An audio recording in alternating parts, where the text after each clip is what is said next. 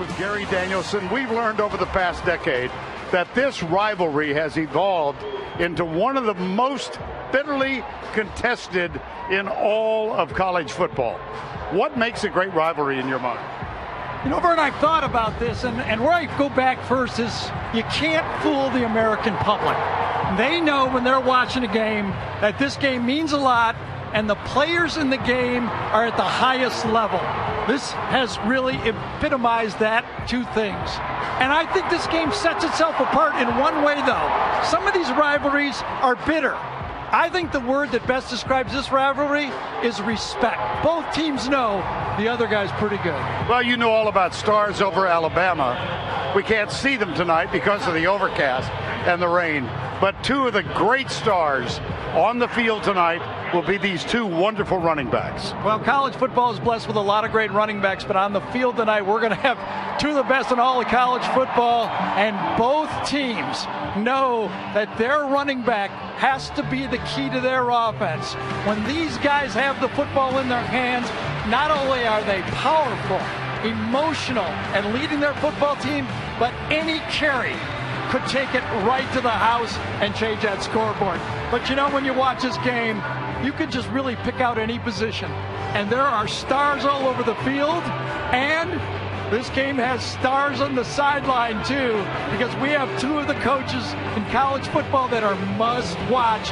This game really has it all, and tonight it's practically for everything in college football. Well, we have done this telecast now, 9 consecutive regular season games between these two.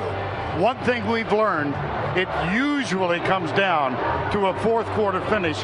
What's significant there? Well, it really does. So many great football players that it's usually going to come down to people making clutch plays in the fourth quarter. And when you really look at it more closely, it's been the quarterbacks that make the clutch plays in the fourth quarter. Now tonight, we've got two guys that started off the year maybe as being managed, but Brandon Harris has come on for LSU. They think he's ready. But on the other side, Jake Coker has dreamed about playing for Alabama and leading his team to a championship. You know, those two guys are going to find their way into the fourth quarter and decide the game. Settle in. It might be noisy. It might be really exciting.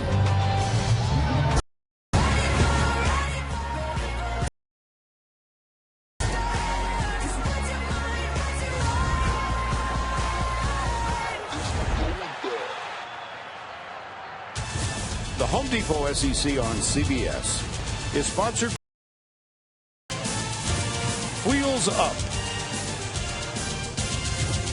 the Home Depot, and by Chick-fil-A. Down between LSU and Alabama. It's a special Saturday night. Razorbacks, Tigers, Gators, Condors, Gamecocks, and Battle Cry. War Eagle, Roll Tide, Bulldogs, Aggies, Rebels, and College Station. Yeah, we're one big country nation, that's right. It's the Tigers and the Tide, under the lights, the SEC on CBS, the best game from the best conference.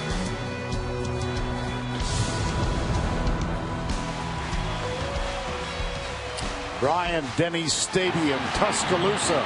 First on the field, the Crimson Tide of Alabama.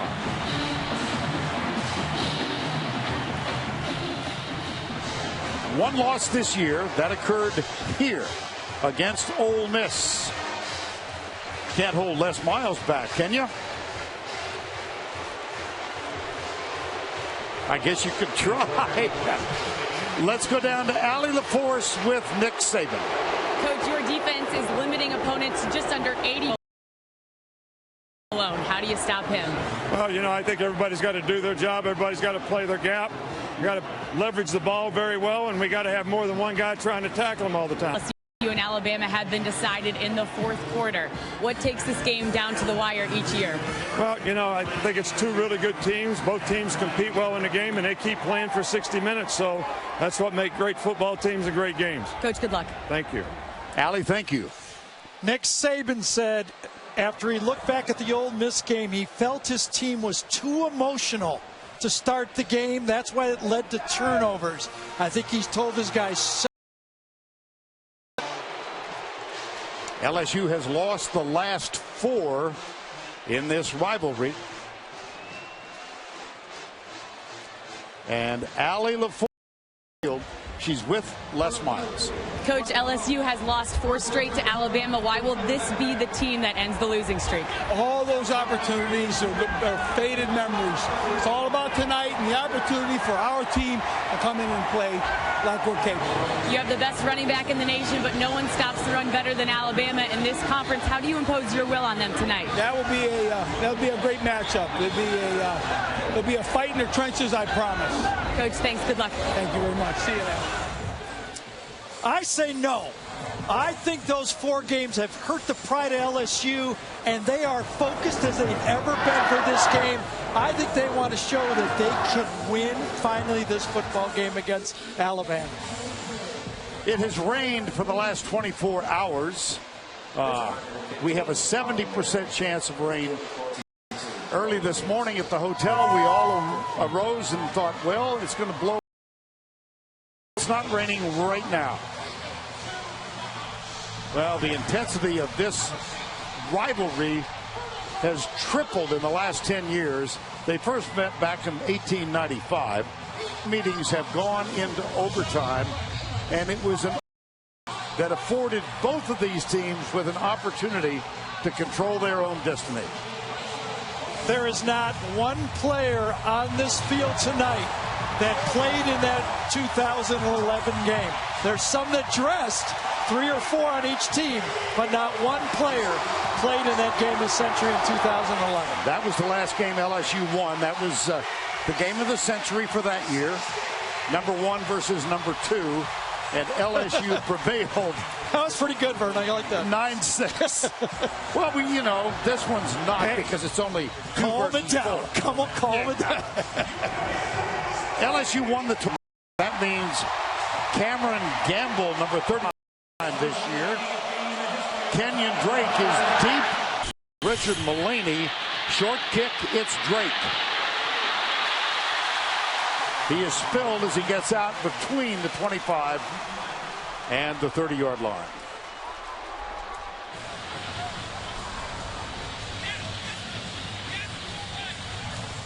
Jacob Coker, the state. He's a mobile native. He transferred here and says he is living the dream. And I like the highlight we showed. It's been his toughness and running ability that has really turned on this team, and I think won over his teammates. He did not start the Ole Miss game, which was an Alabama loss, over 5 times.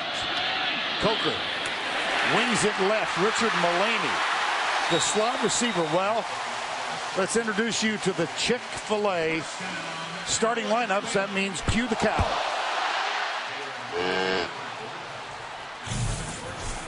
Cam Robinson, All-American as a freshman of the freshman All-American team. Not having a great season, so says his offensive coordinator, Lane Kiffin. Here's Derrick Henry, first carry of the night. LSU defensively. Neil Gotcha Lacouture, a freshman key. And Jalen Mills, veteran defensive back, sustained earlier. Henry. First down, Alabama.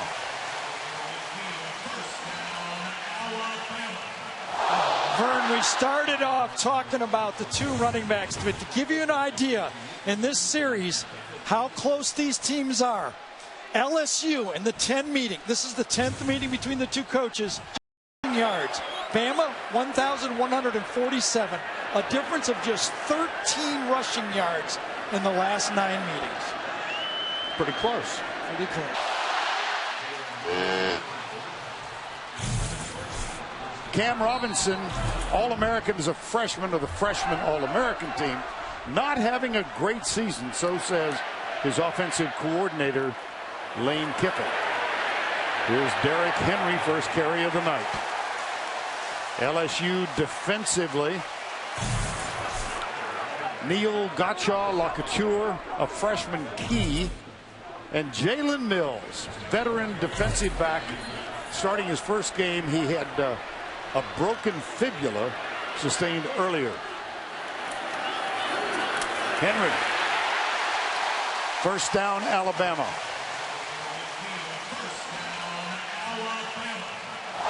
Vern, we started off talking about the two running backs, but to give you an idea in this series how close these teams are.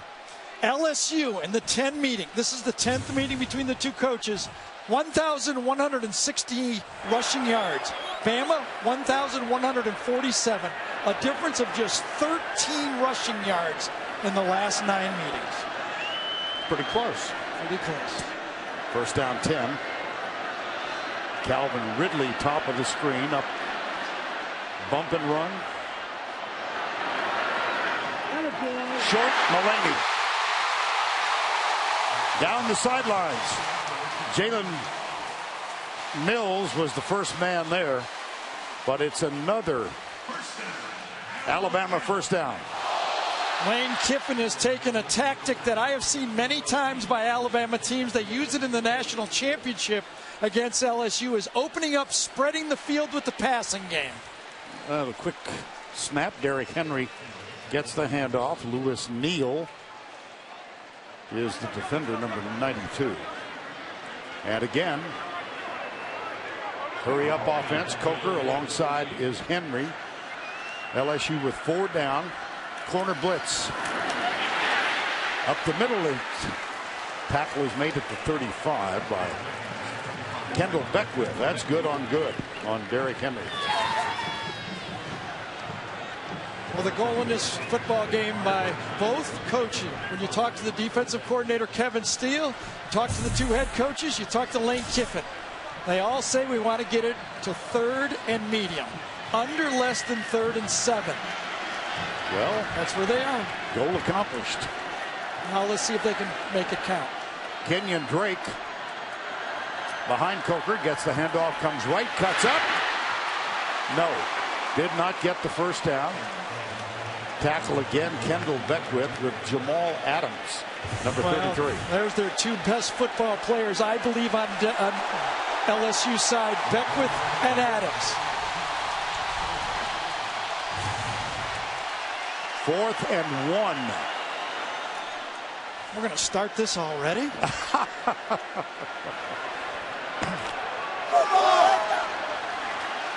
Well, it would have been a 48-yard field goal attempt, and Adam Griffith is not having a great year. Let's see if Coker doesn't try to run. Ryan Kelly over the ball. That didn't look right, Bo. No. And he did not get it. Jamal Adams. Yeah, they did not snap the ball at the right time. Calvin Ridley actually passed the quarterback, so he did not have the fake of the jet sweep. Watch Ridley, it almost hits him. They were out of sorts, and you cannot make mental mistakes against these great athletes. Jamal Adams knows it's not going to go to Ridley, and he eats it up. So the ball goes over on downs. Well, you see Les Miles' reaction. How about the contrasting emotion from Nick Saban? Time called. Brandon Harris on the field. Let's take another look at that 4th and 1. Well, out of field goal range, I figured Alabama would go for this, but the snap, the timing was not right, and basically on the play, I thought Cam Robinson was in motion on the play. But you know, Vern, part of my theme of the game is, in the biggest games, it's the littlest things. And we just saw it right there. The timing on the snap produced a negative play for Alabama. So Brandon Harris is on, and by Keithan Mouton is the fullback. Leonard Fournette gets the toss, comes left. Not much. Geno Matias-Smith drew a bead on him. Brandon Harris, the quarterback. Well, he has really improved his game. Some people thought, I included basically, thought he went into a little bit of shock with that first start last year against Auburn as a true freshman.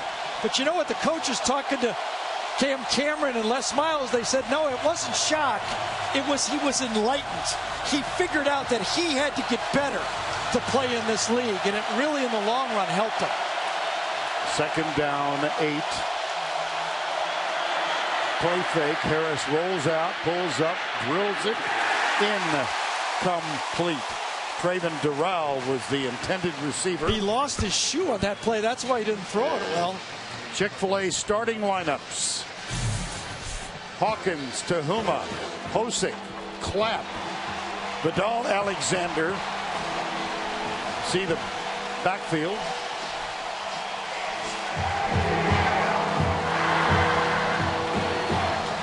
Third down, 8. He was like one of the Chick-fil-A cows throwing a shoe on that one. Do they do that? The cows have shoes? No, those are the horses. City boy. Yeah. That's that Detroit background for you. Harris. 4th down. Tim Williams. Pass rushing specialist for Alabama.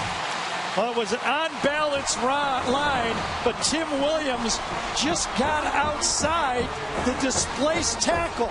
Instead of Gerald Hawkins lining up left, he went over to the right side, and he did not handle the change very well. On that play, Williams just beat him. Cyrus Jones is deep in anticipation of returning the punt by Jamie Keane. 2nd in a line of Australian punters. Jones at the 15.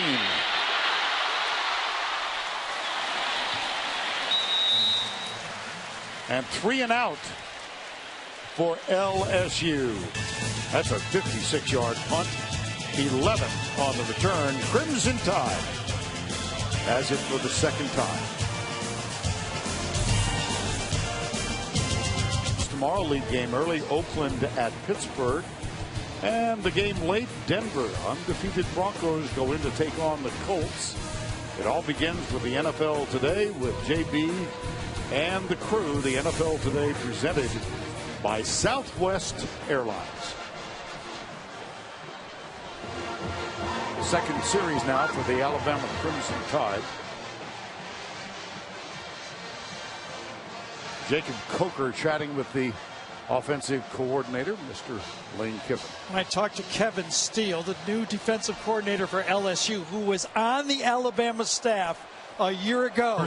He said the MO for a Lane Kiffin offense early in the game is to give you looks to confuse you. Give you different looks, different motions, and force you to adjust. We know about it. We will not adjust. Handoff. Derrick Henry, yes indeed. Lamar Lewis. They've had that problem throughout the year. They are last in the SEC for tackles for a loss, 123rd in the country. 64 of them, and that does not include sacks or penalties, which have been hurting Alabama getting behind the chains. You think very unlike an Alabama offense. Is that attributable to the offensive line? And a different style. They're playing more of a spread-out offense. No more fullback. There's not even a fullback. Get this, on Alabama, they don't even really have a fullback. Now they've got Michael Nicewinder, who's really a tight end. There's the flip out, Calvin Ridley. And he is corralled on the sideline and looked like a rodeo tackle. Corey Thompson, number 23, made the step. Well, this time Ridley gets the ball, and watch how this ball is snapped. That's the way it was supposed to be snapped, so you could fake the jet sweep. But watch how it's bracketed. Nowhere to go. One guy on the outside, one guy on the inside. Perfectly played by LSU. O.J. Howard, bottom of the screen when we get there. He is up on the line. 3rd down, 10. 3 down, blitz coming. Did they time it right? Coker rolls out. He can run it, but he can't get by Jamal Adams. He's a tackling machine. He's a I think the best strong safety in this conference. He's right there with Neal from Keanu Neal from Florida, but he can tackle in space. Defense. Great athlete. Offside. Number 45. 5-yard penalty. Still third down. That's Deion Jones. And so a new opportunity now for the Crimson Tide.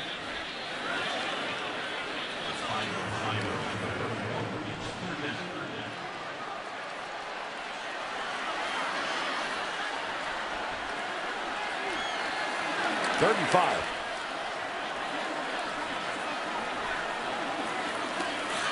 Blitz off the corner. Caught. Calvin Ridley. That should be enough for a first down. Well, the go-to, the receiver that has emerged for Alabama is freshman Calvin Ridley. Had a great matchup that time. Going against Jalen Mills, number 28. Mills, as Vern told you, playing after an early season injury. He had 40 starts, the most experienced starter on this LSU football team with 40 starts. Calvin Ridley came in with 45 catches for the year to lead Alabama. Little mix up in the backfield, and Derrick Henry, modest game. Arden Key, a freshman defensive end, number 49. 7:18 to go, opening quarter.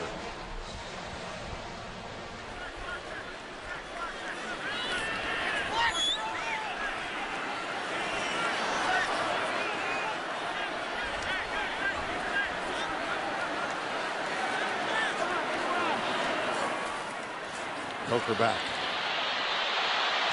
Coker is being chased. One thing you notice, and I think Jake Coker will figure this out pretty quickly as this game goes on.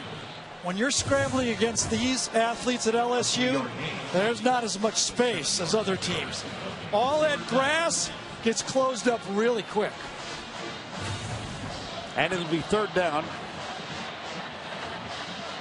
8 yards needed. Coker with Henry alongside.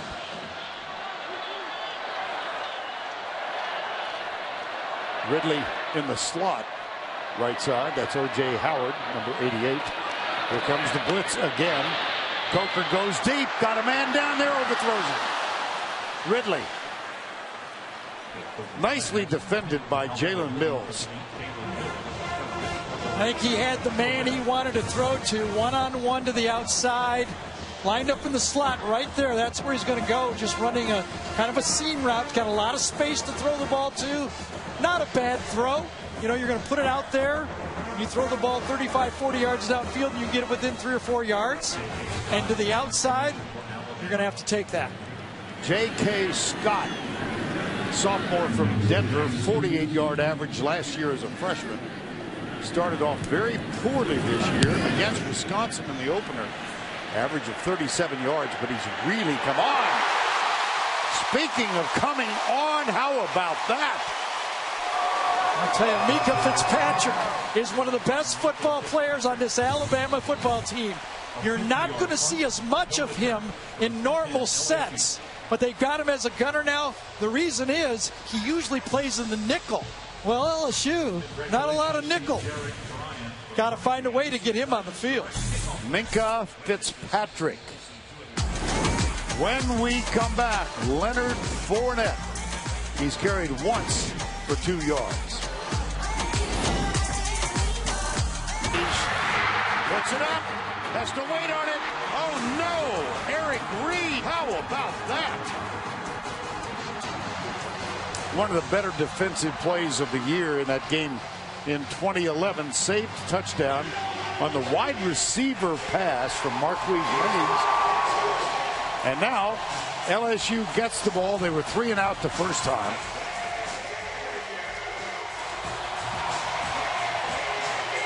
I formation. Keithan Luton and Leonard Fournette in the backfield.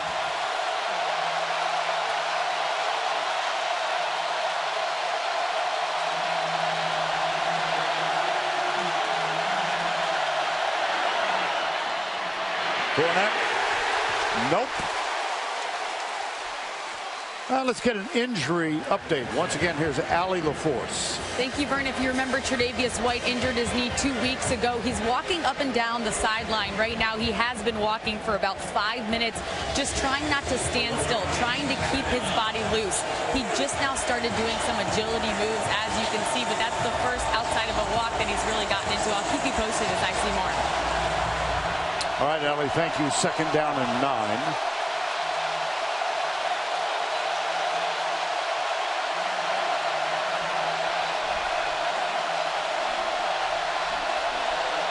Two on the play clock. 1.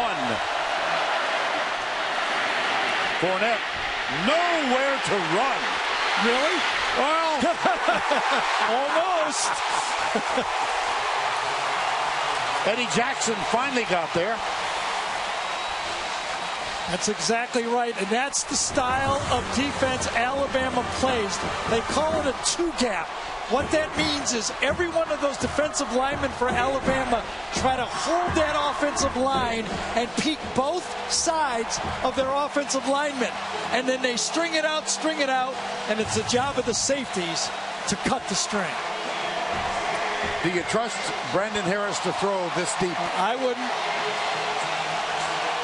I wouldn't want my quarterback making a critical error in my own end zone.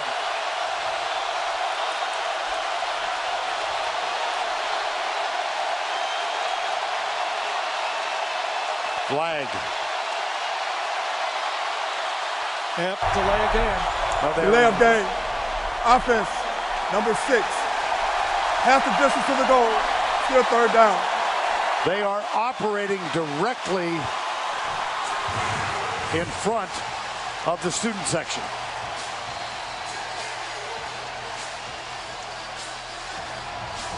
It was so loud that the only guy that really knew it was Brandon Harris. He could see the clock. He knew he could not get the play off. Everybody else was ready to play football. 3rd and 17.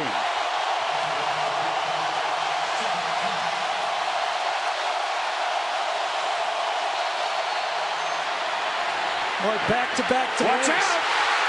That should be a safety. No, back-to-back delay of games.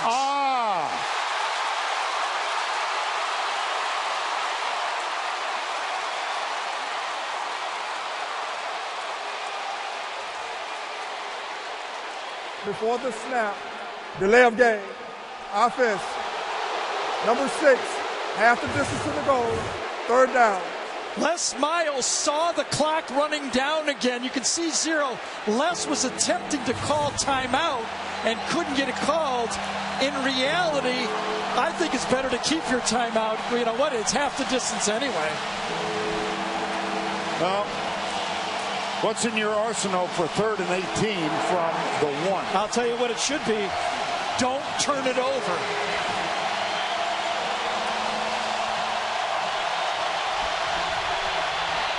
Harris pumps and goes deep. Double coverage. Traven Durrell. Nope. Thought it came out. Oh, did he call it a catch? Yes. He did. How about that? Just throw it deep, and Durrell goes up and gets it. What a play. How about the fact he hung on? He sure did. Got hit by Eddie Jackson, was bobbling it, and he did. He controlled the football. Just as Les Miles drew it up. 37-yard gain. Well, that's what they had in mind on 3rd and 18. Fournette.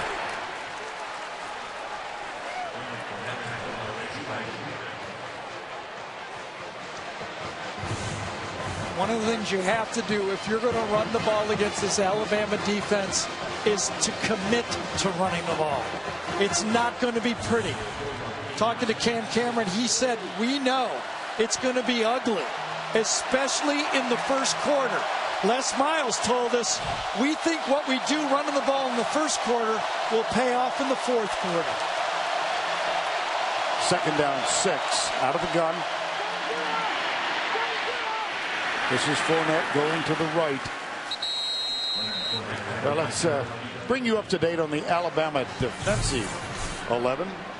Robinson, Lake, Reed, Reggie Ragland having a sensational year, worthy of All-American consideration, and the remainder of them.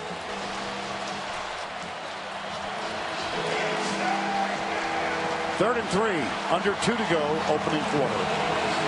No score. You got a Heisman guy. Is this a running down? You got a great rushing defense. Harris. Incomplete. It was intended for Fournette, who's only made 7 catches for the year.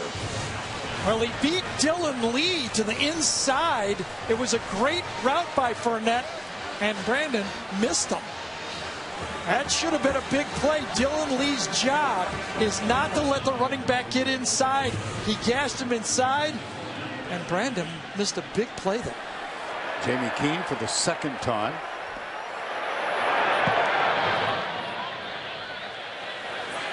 Their catch called. Cyrus Jones at the 8-yard line. It was a good catch. That was that end-over-end kick that they use when they're trying to stop that ball inside the 10. Well, they reversed the field. They flipped it. Team's leader in all-purpose yards. Stanford running back Christian McCaffrey trying out his arm as Stanford rolled past Colorado. The Cardinal can clinch the Pac-12 North with an Oregon loss tonight. Meantime, number 1 Clemson's Deshaun Watson with the go-ahead touchdown pass as the Tigers stay undefeated. Trayvon Boykin, though, 4 interceptions in the loss to Oklahoma State. Back to Vern, Gary, Alley, and a couple of Heisman candidates in Tuscaloosa. Yes, indeed, Adam. And the comparison so far, there's Fournette, 5 carries, 5 yards. Derrick Henry, 6 carries, 15 yards. All right, I promise you, they're good. You know, as you look at them, I think the two coaches' contrast is so good in this football game. If I was going to apply one word to Nick Saban, I would say it's tactics. That's what he believes in the football game. If I was going to look at Les Miles, I'd say it's passion. You have to play with passion first, and then everything else comes. They do have different personalities. Here's Henry, bounces to the right. How about that? Told you. Both of these guys, if you don't stop them at the line of scrimmage and they get turned upfield, they can make an innocent play look awful dark. Problematic for both teams. 11-yard gain. That was Ricky Jefferson who got popped. And that one is tipped by Lewis Neal. Second down, 10. Well, Lewis Neal has been one of the most effective football players on this LSU football team.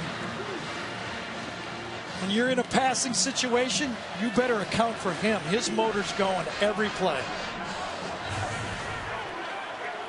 7 sacks for the year for Lewis Neal.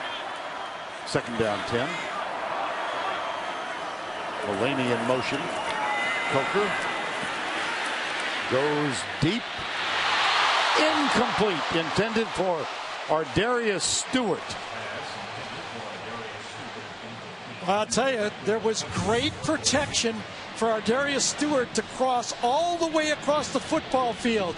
He's matched up against Beck with a middle linebacker. That's a dream come true. Give that one to Lane Kiffin. He called a big play. Coker delivered the ball, and Ardarius Stewart, who was so big in the fourth quarter of that Tennessee game. Remember, he had 3 receptions in the fourth quarter for 70 yards against Tennessee. He drops one there. They're down 10. Blitz inside. Here goes Calvin Ridley. He's got a block. Move the chain. Corey Thompson with the tackle. They gained 14. I think this was the best run play by Alabama all night. They go out and they pick off White on the play. Mullaney does a good job. You get Ryan Kelly downfield and a positive play. It's one of those plays that is extremely tough to stop in college football because you're allowed to block before the ball is caught, as long as it's behind the line of scrimmage. Right side. Kenyon Drake fighting his way. Late flag behind the play, too. Well, this has got to be a great omen to this Alabama team. Kenyon Drake, who's struggled so much after his horrific injury from a year ago, that's his best run of the year. Foul, face mask, defense, number 52, 15 yards added to the end of the run. Number 50 on the offense does not have to leave the football game. Well, it becomes a 33-yard play. Yeah, I think Beckwith's face mask was on Taylor. That's why he doesn't have to leave the play. It was, well, actually, if that's, I don't know if he got the face mask. I thought it was actually called behind the play, Beckwith on Taylor. Derrick Henry with this carry.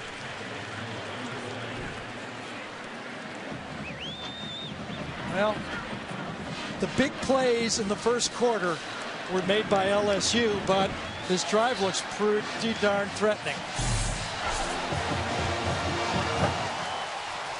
Put one in the books and keep it scoreless. That's the end of the first quarter. Zip, zip. We'll return to Tuscaloosa after this message and a word from your local station.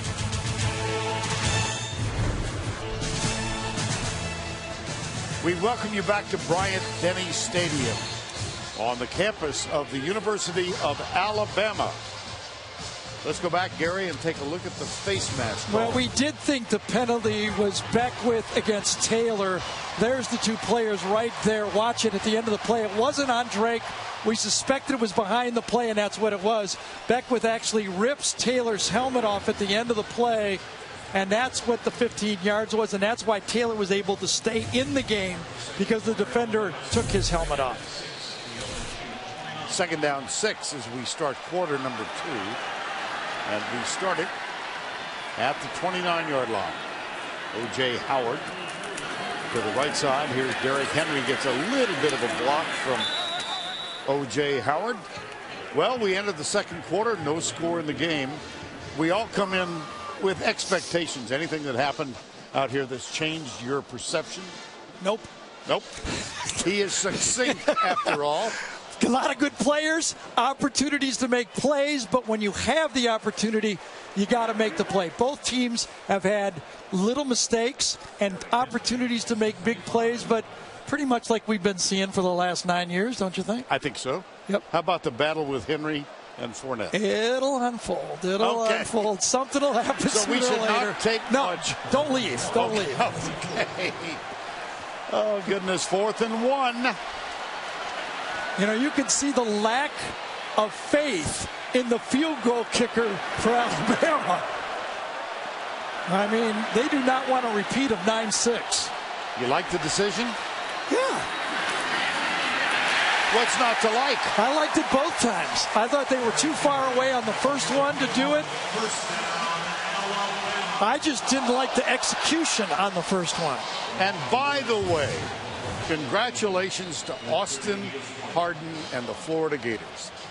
They fought. They turned it over 4 times, but they won on Hardin's career best 43-yard field goal. And the Gators have booked hotels in Atlanta. And that was the boring game of the day. You're right. It was. Kenyon Drake behind Coker. It's Drake caught behind the line by Jamal Adams.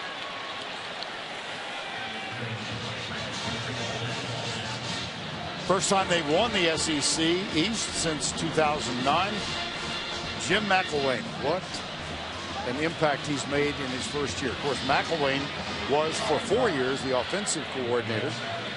As he drives home tonight, he got to play a lotto number. I'll tell you that right now. He is hot.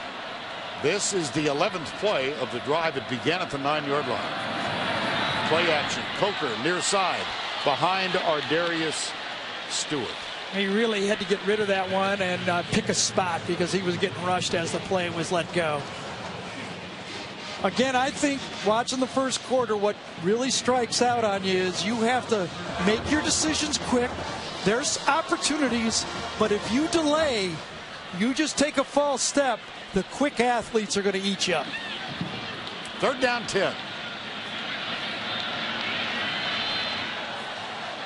Well, if McElwain was here, I know we'd get a screen pass. Let's see what we get here. Roll out, blitz. Oh, that might be something. Yes, that might. Corey Thompson. Richard Mullaney was the intended receiver.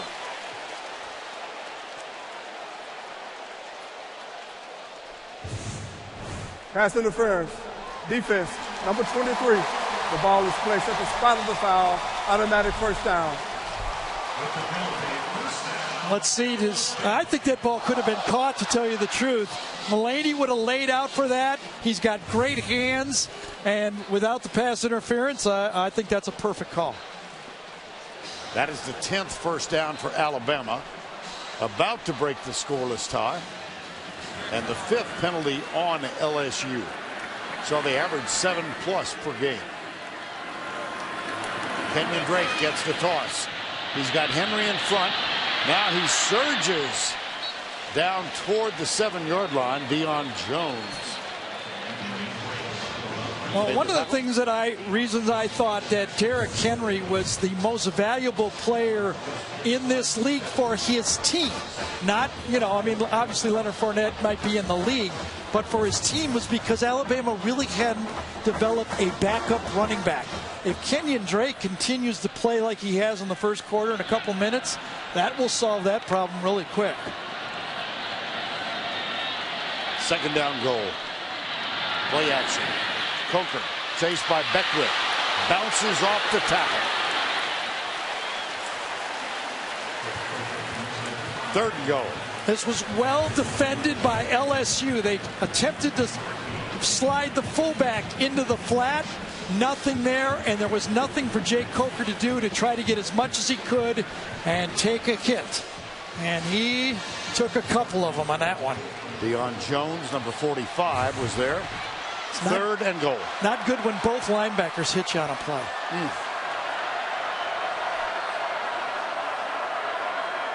A lot of plays for Alabama are called at the line of scrimmage.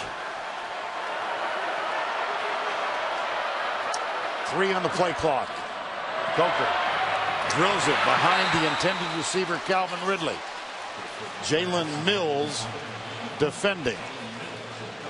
And Adam Griffith will come on to try and break the scoreless tie. Wow, in the preset here, you got to figure that this is a great matchup. Ridley with an off defensive back, just a poor throw. Maybe 4 or 5 yards behind Ridley. If that's laid out in front, that could have been a touchdown. Probably should have been a touchdown. When you're in the film room, that's when Lane Kiffin is saying, Jake, you got to make that throw. Adam Griffith, 10 for 16 for the year.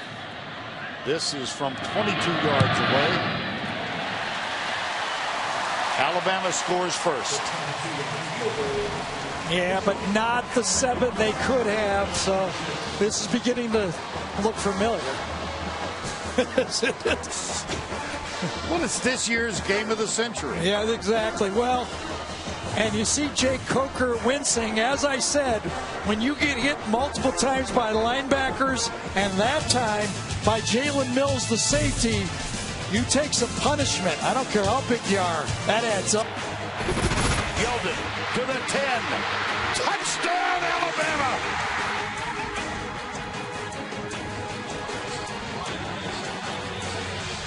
A.J. McCarron so overcome with emotion after the victory. That was a memorable shot for me. We've got a few of them.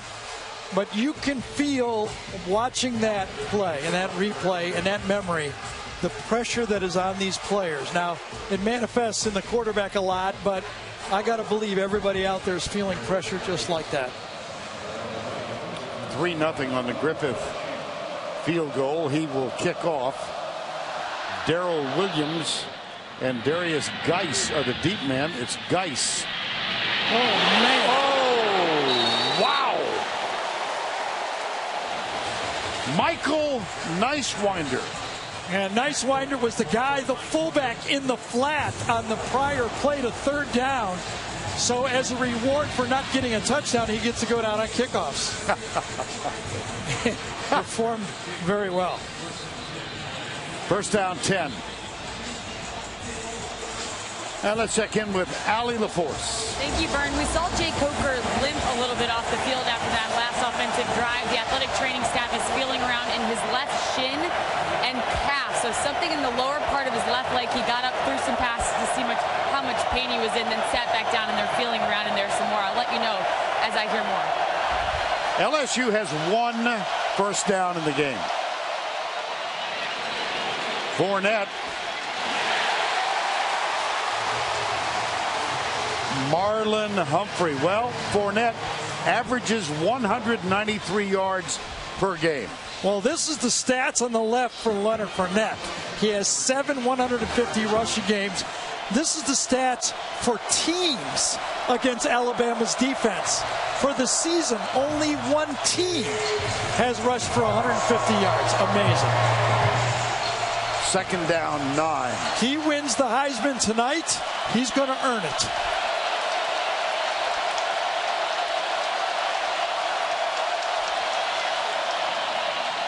Harris dropped. Traven Durrell. Well, Fournette for the evening, 6 carries, 6 yards. The Alabama defense has strung him out, and the safeties, Matthias Smith and Eddie Jackson, which were a worry for Alabama. There are more corners playing safety, but you know that front 7 has helped, and the 2 safeties so far have held their own. Fournette is split. Now he goes back to set up alongside Brandon Harris. 3rd and 9. Sidearm. 4th down.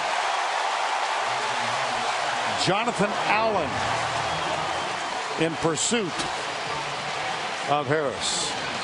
You know, Vern, it used to be when you did an Alabama game, you only needed to remember about 4 or 5 defensive linemen. Now you have to have a board with 9 of them on it. And they roll them in all game. They're all fresh. And I think this is starting to rival one of the best pass rushing defenses I've seen Alabama have for a while as well. Jamie Keene, 2 really good punts so far. This one not quite as good. Cyrus Jones calls for the fair catch.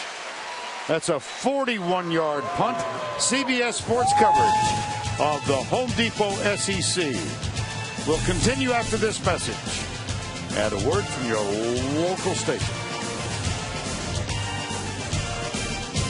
Alabama, and they've got the ball again. Never miss a moment of college football with the CBS Sports app. Every play and score, every game, every highlight, right as they happen. Download the CBS Sports app now. Well, remember, as Allie talked about the injury to Jay Coker, let's go back to that first quarter hit in that shin area and see. Yeah, there it is right there on that left shin. Jalen Mills catches him right there. He is back on the field. First down 10.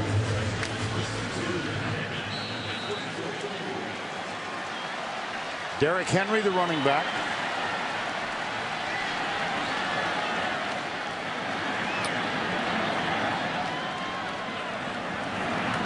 Play action. Coker. Got O.J. Howard big time. Yep. Does he ever?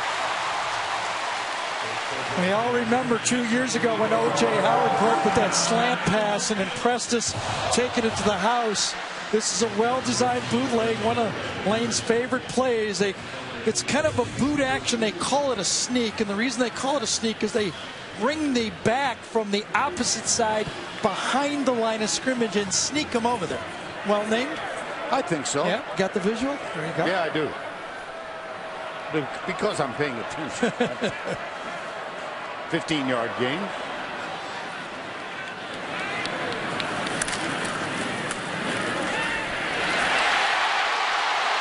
Derrick Henry.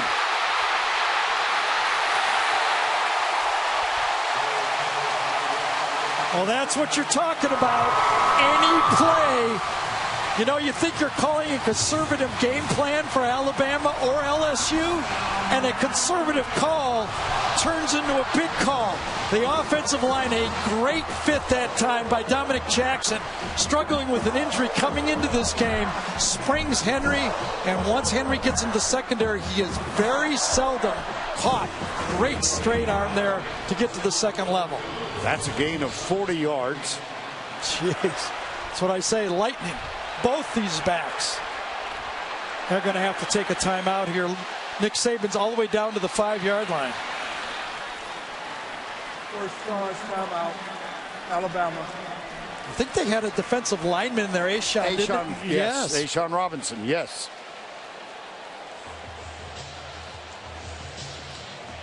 Derrick Henry, 40-yard gallop.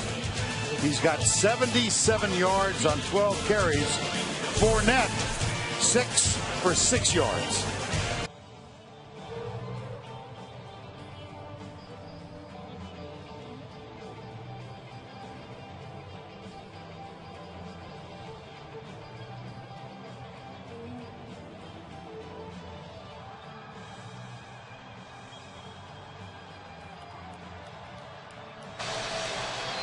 Thank you, Adam. 3-0 here, but Alabama with a golden opportunity to increase that. Look at this. LSU has run 12 plays. Alabama has 12 first downs. Henkes is a tight end, number 84. There's Fournette. A'Shawn Robinson is in. He's a blocking back to the left side. Derrick Henry follows Robinson in. Touchdown, Crimson Tide.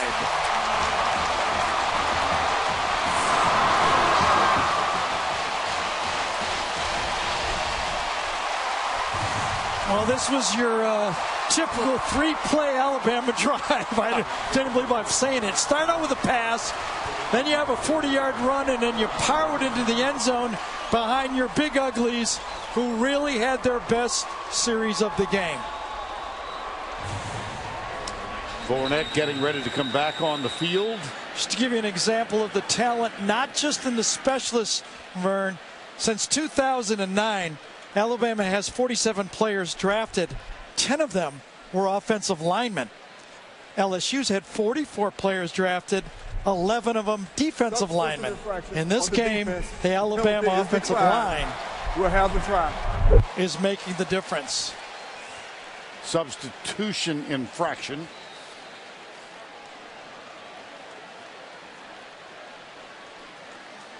Ross Piercebaker, the sophomore, and Adam Griffith is on to attempt to make it a 10-0 ball game, which he's now done. Overwhelming domination thus far by the Crimson Tide, led by number 2, Derrick Henry. Ken Zip. Went, oh my gosh! It was incredible. Geis is back. Henry gets a chance to rest. This college football's doing pretty well, don't you think? You know, yes. I think we may have something here. I'm not sure. Well, this is one of the great venues in America. Bryant-Denny Stadium, symmetrically almost perfect with 102,000 seats. Some more expensive than others. Now it's time to take a look at our Home Depot tools for success. You know, Vern, there's combo pass routes, but here's why the offensive linemen practice. Watch this block between the guard and the tackle that ends up pushing linebacker Deion Jones out of the way. Alphonse Taylor and Dominic Jackson play it, push him out of the way, a combo block. That's what I used to wonder what they did all the time down there. When I was throwing the ball, that's what they practice right there. Ryan Kelly, Piercebaker, the starting line. Dominic Jackson, number 76. Mario Cristobal, the offensive line coach, mentioned around for head coaches. Harris. Flag is down.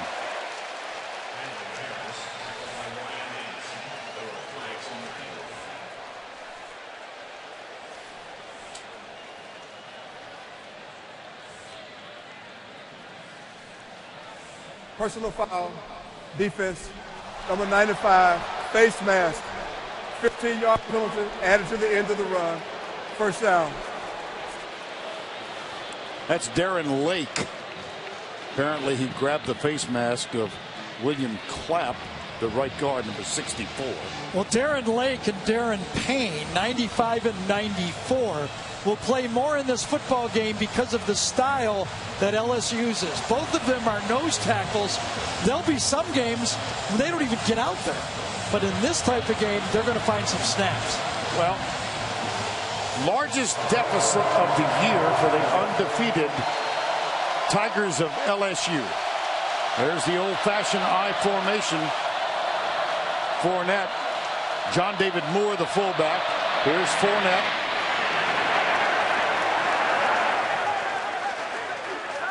Reggie Ragland was the first man there, number 19. Vern, this is a very young football team LSU has, and now Cam Cameron, right there, the offensive coordinator, ex-NFL coach, he understands that he has a team that has to be patient right now. It'd be a mistake to overreact and make a big mistake right now. It's a long football game. Let's see what he does here. The quarterback on the road and a young team.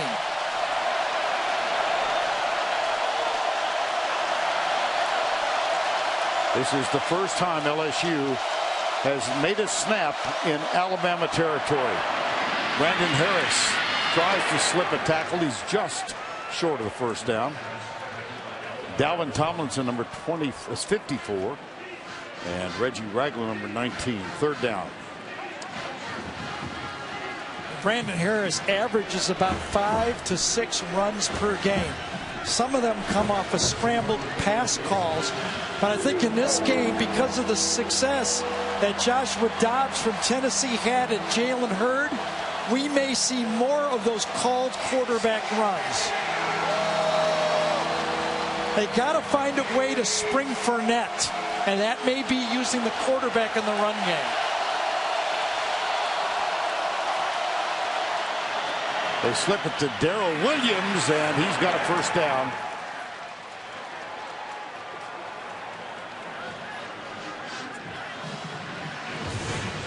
Nicely designed play. You bring Fournette in motion. You get a lot of eye movement by the Alabama defense. A little too much distraction, and they're able to pick up the first down. First down 10. Fournette back on the field. Boom! Dalvin Tomlinson first there. Ryan Anderson second. And Ryan Anderson was supposed to be, as you see, the fullback. Is that J.D. Moore that time? It is, yes. J.D. Moore has been struggling with injuries. He did not start the game, and it looks like he may not finish the game as well. That's why Mouton has been playing, who's a true freshman at fullback. They miss J.D. Moore. Is number 44. Looks like his leg collapses when he makes contact right there.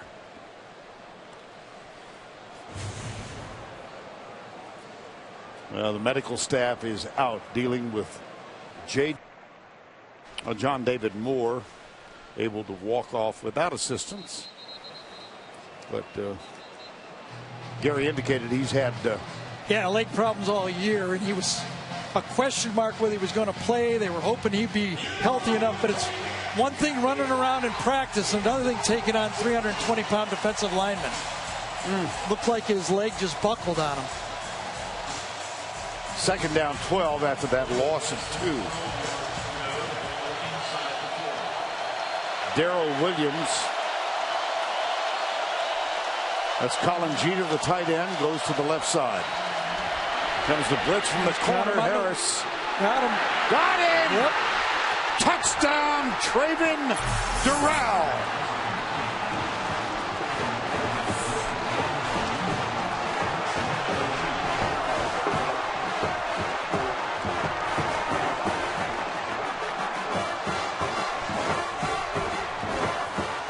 perfect call, corner blitz. You got the exact matchup you wanted, and Cam Cameron pulled off a perfect play, and Brandon Harris delivered a strike. Trent Domingue is on to try the extra point. Up and good.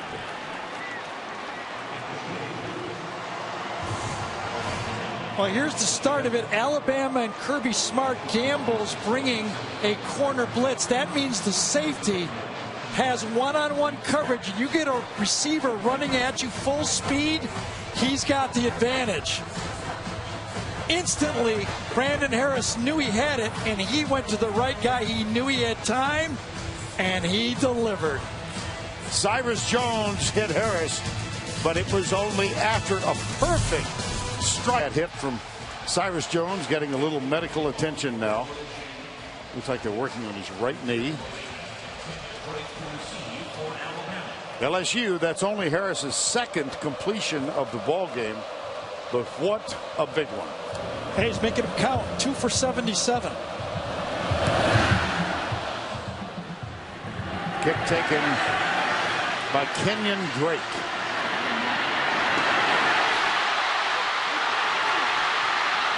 Knocked out of bounds, but a fine return. TV's #1 comedy is Genius. Join Emmy winner Jim Parsons and the rest of the gang on a new Big Bang Theory Thursday at 8/7 Central, only CBS.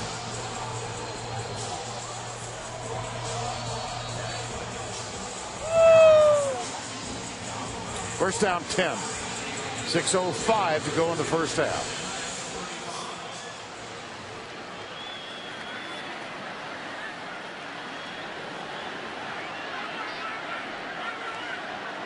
Kenyon Drake behind Coker. That's O.J. Howard, goes to the right. Drake, a couple. Deion Jones, number 45 for the Tigers. I'll tell you, Deion Jones and Kendall Beckwith have the quickness to the tackle. Remind me very much of the inside linebackers for Florida, Morrison and Davis. They just explode to the football. Gain of 1, second down 9. Clock at 5:36 remaining in the first half. Play action. Coker got him. Jalen Mills. Lightning quick. Well, Kirby Smart does the corner blitz, and it hurts. This time you get the corner cat, and Coker knew he was in trouble right away. Could not spin out of it, and another sack, another negative play, and another play where this Alabama team is way behind the chains. Loss of 10, 3rd and 19.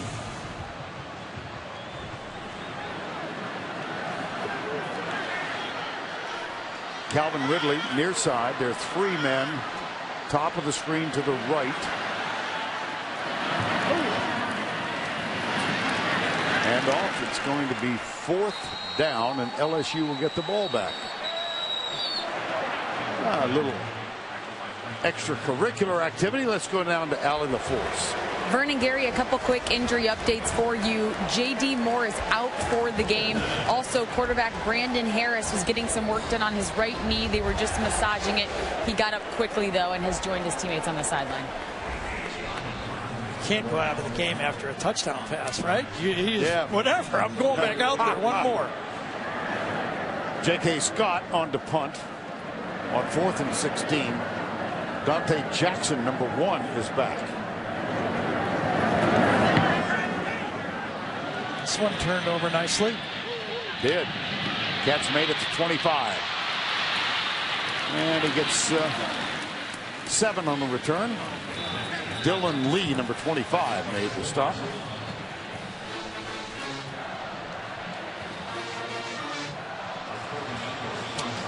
Leonard Fournette, per game, 193 yards.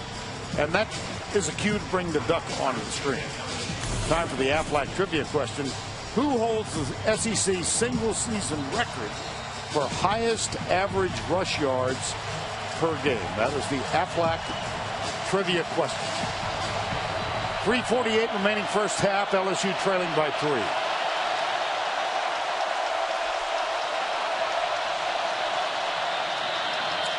Play action. Deep left side. Catch is made by Malachi Dupree. Sometimes it only takes one completion to get into the football game and start to feel comfortable. This throw was about a 35-yard throw on the line, clear across the field, right on target. Harris back again. Struggled, hits a defender in the back. It's going to be interference. Yes, indeed. Cyrus Jones. It was intended for Dupree. Pass interference. Defense, number 5. 15-yard penalty, automatic first down. Really don't blame Cyrus Jones on that play. What are you going to do? You can't give him a touchdown. And in college football, it just being a 15-yard penalty, you might as well take the penalty rather than letting that ball go over your head. Second penalty on Alabama. They're going to get caught. They have to hustle defenders on. And they get them set. 1st and 10.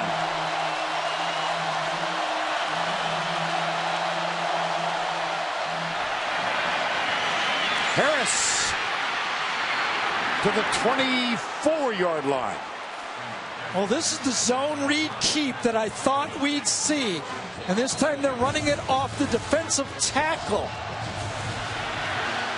And when you run it off the defensive tackle, they're not used to having that. Quick snap. Double coverage. Incomplete. When you isolate an inside defensive tackle on the play, you've got a guy that's not used to doing it. This time it's a nose tackle. And you're running against a freshman nose tackle. Another well-conceived play by Cam Cameron. He's on a roll now. 2nd down 10. It takes a lot of work and a lot of hours to set up that play and run it exactly against the guy you want to do it.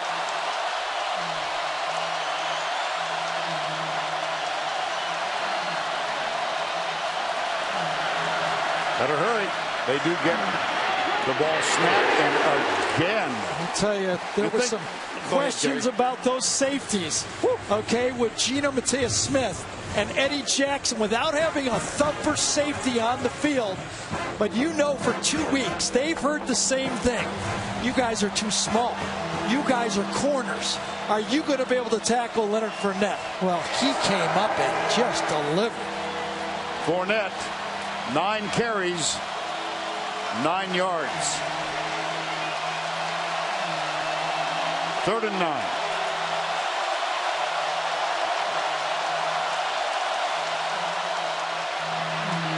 Harris down the middle, incomplete.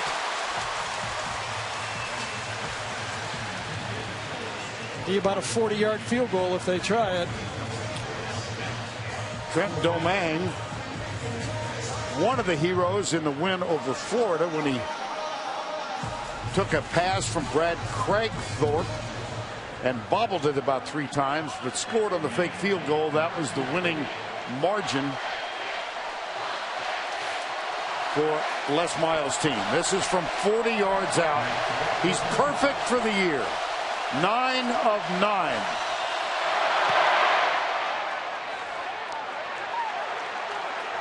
Make it 10 of 10, and we are tied.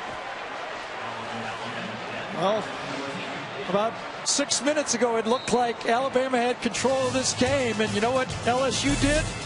They kept playing.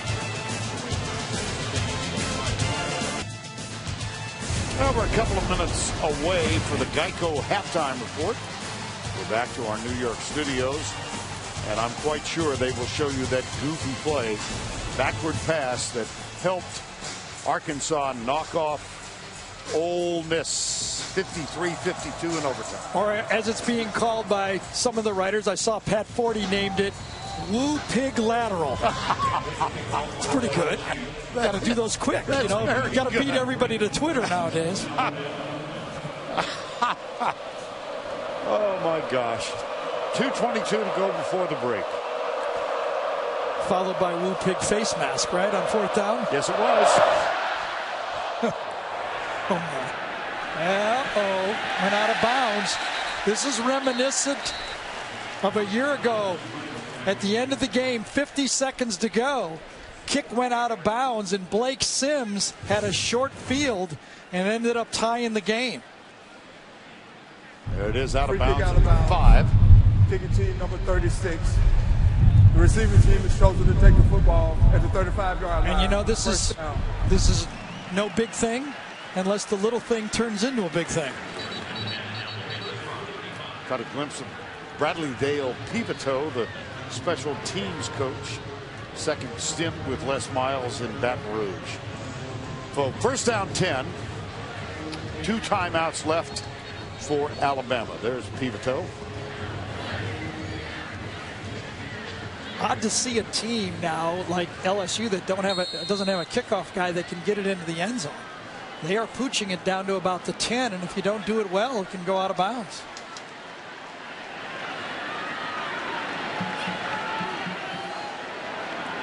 Tige.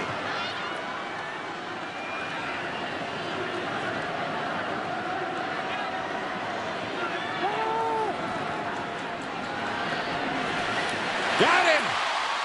Or Darius Stewart. That's a gain of 19. Well, the final piece of this Alabama offense might be our Darius Stewart. Remember, they started out with Richard Mullaney being the go-to guy. Then Calvin Ridley emerged, and now they've added a Darius Stewart. That's a first down 10. Henry. He was always there. Yeah, that's so right. 90 yards now. That's a gain of 11. And now that little thing of that kick out of bounds allowed Alabama to open up their game plan. Right now, Ed Ogeron, the defensive line coach for LSU, is going, this is what I'm getting paid for, to produce a sack with my D-line. First down 10. Henry. Nothing doing this time. Kendall Beckwith and Corey Thompson came up. There's Ogeron. One-time head coach at Ole Miss. Got a glimpse of Bradley Dale Pivito, the special teams coach. Second stint with Les Miles in Baton Rouge. So first down 10. 2 timeouts left for Alabama. There's Pivito. Odd to see a team now like LSU that doesn't have a kickoff guy that can get it into the end zone. They are pooching it down to about the 10, and if you don't do it well, it can go out of bounds.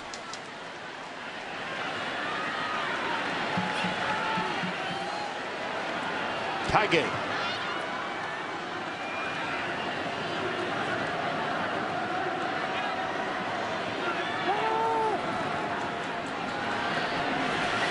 Got him!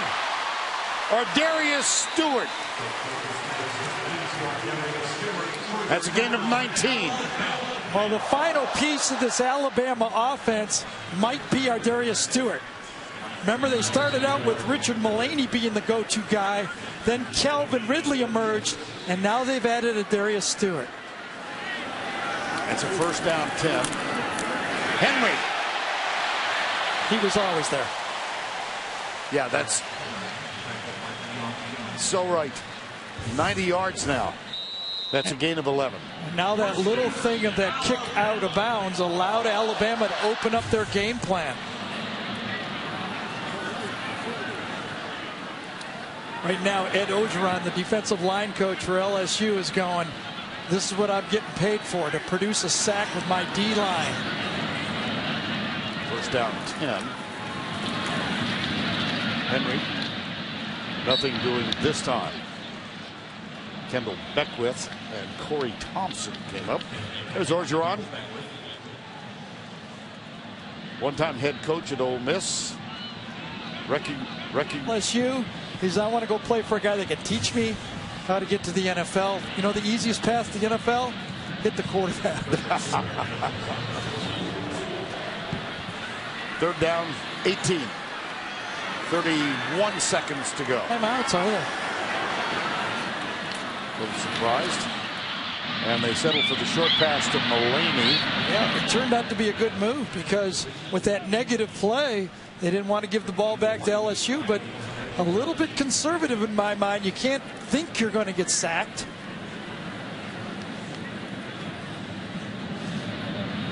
So 4th and 12.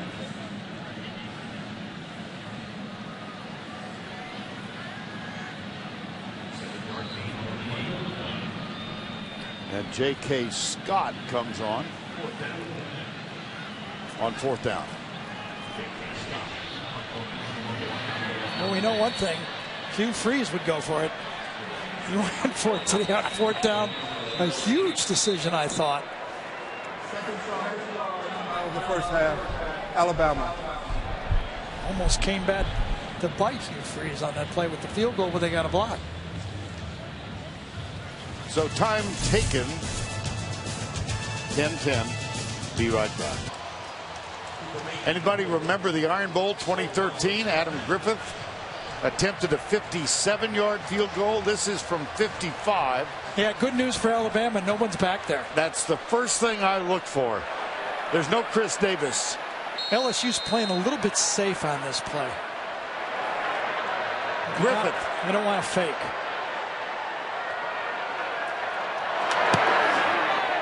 Ooh. Wow!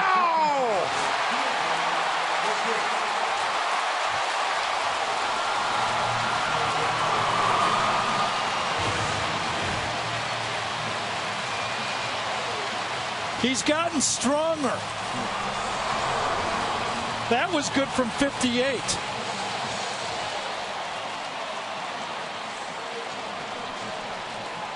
My goodness. Haven't even attempted a field goal outside of 45 yards this season, and he makes that one.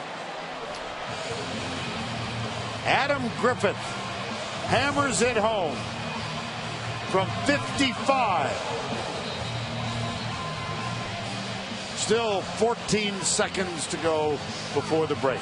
Well, let's get the Duck back on center stage and answer the Aflac trivia question of the night.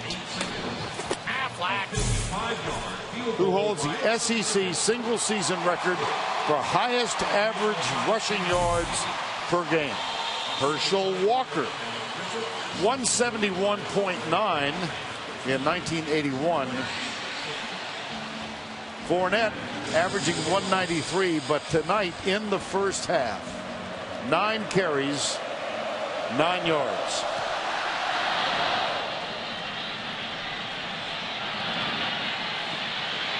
Darius Dice.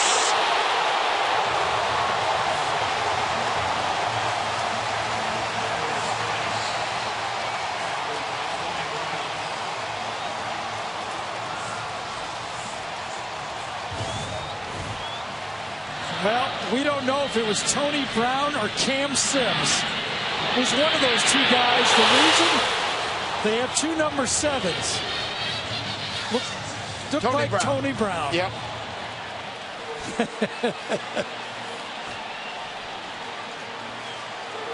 Man, I was at practice Thursday, and Nick Saban lit into Tony Brown and said, if you don't want to be here, Tony, get out of here. He must have lit a fire on him because he's on the kickoff team, and they're glad he's here tonight. One heck of a play by Tony Brown. I don't know if it amounted to anything, except it turned out a lot of people. I don't think LSU was going to do anything with that kickoff anyway afterwards. There was this little matter that you mentioned. A little thing becoming a larger thing. The kickoff out of bounds. Exactly. Well, and I didn't really think that Alabama could kick a 55-yard field goal. Now we know. Well, the running back comparison for the first half decidedly favoring Derrick Henry with 90 yards, Fournette's longest gain, 4 yards. Let's go down to Allie with Les Miles. Coach, this is just a 3-point game despite just 39 yards rushing for your team. How do you get Leonard Fournette in a better position to succeed in the second half? Yeah, we did not execute the running game in the first half. It's something that we have to do, for us to maintain the ball and have opportunities at big plays. We have to stay on the field. Defensively, what would you like to see your team do better? We just need to tackle that big back at one drive. Other than that, I think we're in pretty good shape with defense. Thanks, Coach. Thank you. Simplicity is the way to say it. We just got to tackle that big back. I think he's right. He wears number 2. His name is Derrick Henry. That's the end of the first half, 13-10. Let's go to Adam Zucker in our New York studio. Just moments ago with Nick Saban. Coach, you decided to go for the 55-yard field goal, and it paid off. What did that do for the confidence of this team, but also for Adam Griffith, who's struggled all year? Well, I think it was big. He hits them in practice, but it was great to see him hit it in the game. It was a big kick, so great for us, great for our team. You've held the best running back in the nation to just 9 yards in the first half. How do you continue to win that battle up front? Well, but we can't give up big plays. We gave up too many big plays. We weren't lined up a couple times. They're quick snapping us. They're kind of messing with us on the substitution, running guys in and out. So we just got to get lined up, get our players lined up, and play with confidence. Thanks, Coach. All right, thank you. LSU will get the ball to open the third quarter. Adam Griffith, after that 55-yard field goal, will kick this one into the end zone. Well, I asked you at the end of the first quarter, any surprise? How about at that? I am surprised now. I thought the 2 areas of most concern for each team was Alabama's offensive line and how they gave up negative plays, and whether Brandon Harris could step up. I think they've been the 2 strengths of each team. Alabama's offensive line in protection and running for Henry, and I think Brandon Harris has saved LSU in this football game because Fournette has been stopped basically for nothing. Big surprise in that regard, Fournette? Well, you have to be, as good as he is, but I'll get back to this. This might be as deep and as strong of an Alabama front 7 as we've ever seen. And they've showed it and played that way tonight. They've dominated the line of scrimmage.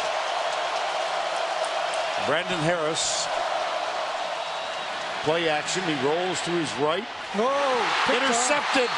Picked off by Dylan Lee. And that is the first interception of the season for Brandon Harris.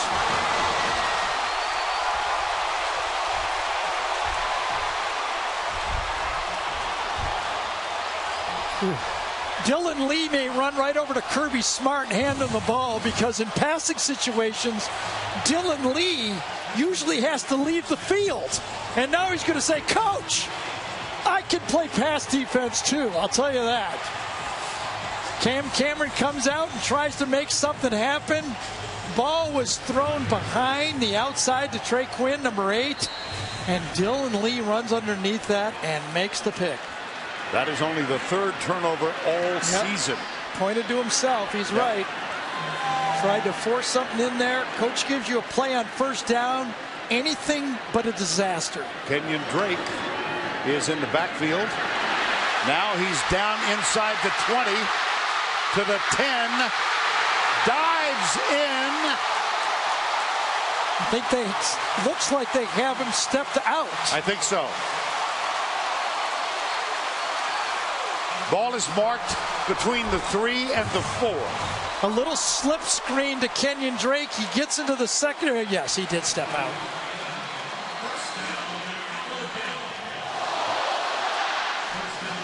The crowd was going crazy. The players were going crazy. Vern was ready to go crazy, but the official stayed calm and watched the feet. First down goal. Derrick Henry. How about that? One coordinator calls a pass, gets a big play. The other one calls a pass, gets a big play, but not exactly the same way. No. Henry Now here come the reserve. Yes. The troops. Michael Nicewinder will be, I assume, the lead blocker here. Brandon Green has switched jersey numbers. Now number 89, so he is, let's see if he's on the line or in the backfield. He's on the left side. Derrick Henry. Nice defensive job. Well, third and goal. Vern, we all remember the great stand that Alabama made at the end of the game a year ago. Of course, helped by that penalty, that 15-yard penalty. This would be just as, well, I can't say just as big, but it would be huge for LSU.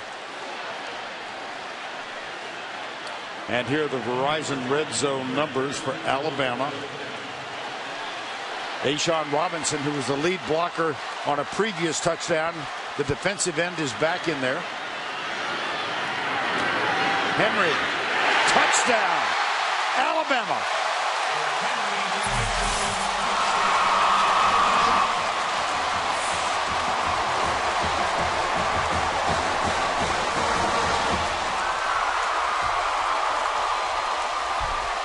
Well, I really love the patience of Lane Kiffin here.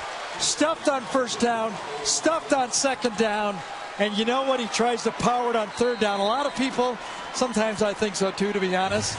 Lane would rather shoot the 3 than make the layup. This time he just kept going for the layup. Adam Griffith with the extra point attempt. The first interception thrown this year by Brandon Harris leads. There's Lane Kiffin. Take us through this sequence. Different generation of coaches. Lane's right out there participating, but it was all started by Dylan Lee. Undercut it, poor throw, then the little slip screen. And this, I think, is the one that Lane Kiffin is most happy about. He was ready. There's only a few times you can make the call and steal points, and then he stayed patient. And he believed in his offensive line and that one big defensive lineman, and it worked. Overhead view of the crowd of 102,000 plus. Coming up Thursday night on NFL Network, the Bills and the Jets. That's Thursday on NFL Network. LSU about to get it for the second time in the second half.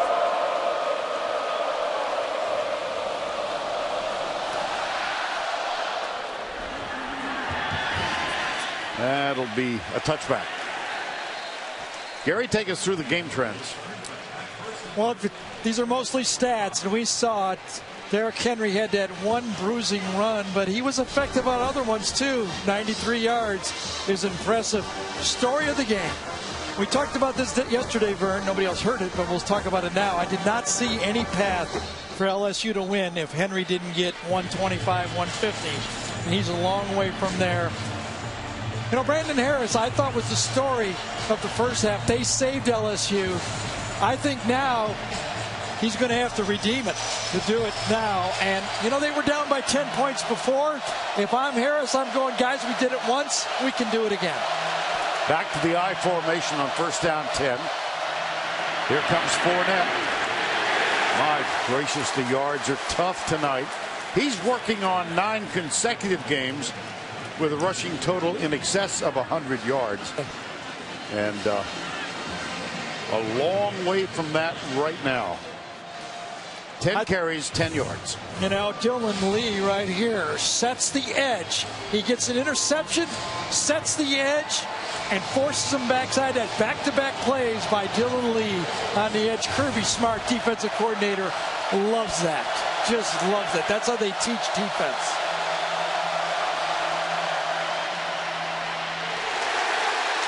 Holy cow. This is something. Jaron Reed this time, number 90. Every coach I talk to, as you take a look at Kirby Smart, who had one play I believe he'd like to have back, that corner blitz. Remember, Leonard Fournette was not even in the game when he did the corner blitz, trying to get a big negative play. Cost him. But outside of that, his defense has practically pitched a perfect game here. 3rd down 9. Dupree heads in motion. Here's Harris. Got him. Beautiful. First down. That was a great pass.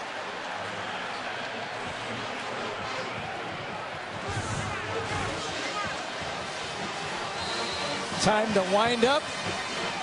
And Dupree makes the grab. Vern, I've been out at practice at LSU many times, and I can tell you Malachi Dupree is about as pretty receiver as you'll see. He's almost like a center fielder the way he waits for the last second to put his hands up and catch the ball. Beautiful player. Harris back, comes near side, one hops it. That was intended for Tyron Johnson, number 3.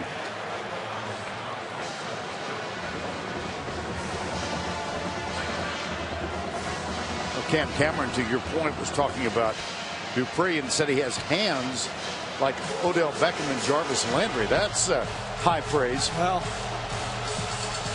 those guys are doing pretty well at the next level. I've heard that.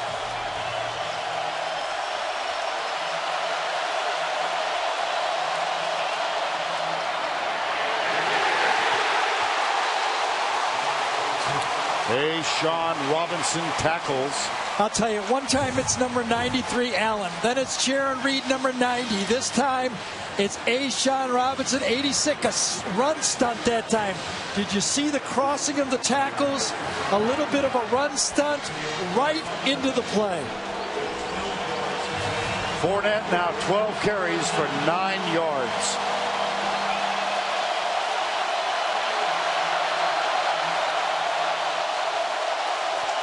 Third and 11.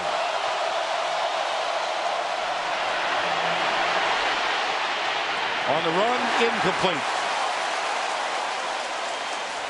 Ronnie Harrison.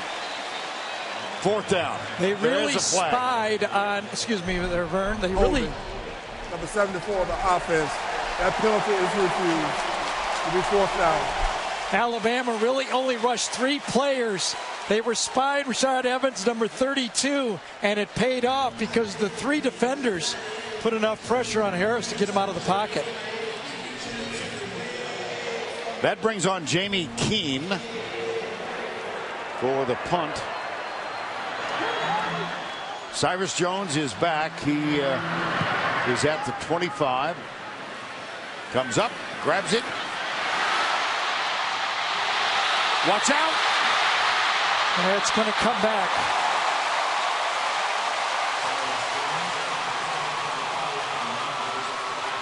Nice wander, number 46 had a block in the back that time, and it's going to come back. Unless the Miami Duke officials are doing this game, then we don't know what could happen. Oh. Is that too soon, Vern? Too soon? Okay, all right, too soon. 10 yards from the spot of the foul. 1st down. Just had a personal foul called on me in the booth here. I saw the flag thrown, yeah. Too soon. Yeah, I think so. Auto Trader. Advocare. And by Chick-fil-A. We welcome you back to Bryant Denny. Leonard Fournette for the night. 12 carries, 8 yards. Well, there's a reason why in 111 games at Alabama with Nick Saban's defense, there's only been 3 backs that gain over 150 yards. Watch how they play run defense. Those 3 backs in 2007, Derek McFadden, Trey Mason in 2013, and Ezekiel Elliott in the national championship game. 3 in 111 games. That's what Leonard Fournette is up against, and his offensive line cannot crack it. Here's the handoff to Kenyon Drake. Boy, he looks good tonight. Yeah. I'll never forget, it was 2-3 years ago now, going to a practice, and some true freshman was on the scout team, and he had the defense, the top defense, oohing and on was his runs, and it was Kenyon Drake. This is Drake again. Yeah, he had that terrible injury and has fought his way back.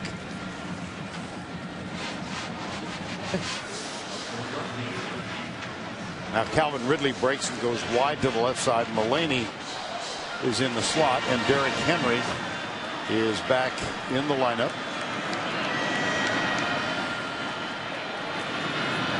Play action. Coker. Christian Locouture. I think he was at the right tackle position, if I'm correct. Yes, there he is, right there. Play action pass. Locouture busts through, comes on a little bit of a stunt, and then actually Jake Coker kind of spins out before he should have on that play. You know, thinking about it, one of the things Les told us is this game tests your spirit. And it's a long football game, and you have to stand up and fight. There's going to be times when it's bad, and you have to fight through it. Locouture did it on that one. On third down, inside play by Ridley, but Locouture makes his second consecutive defensive play.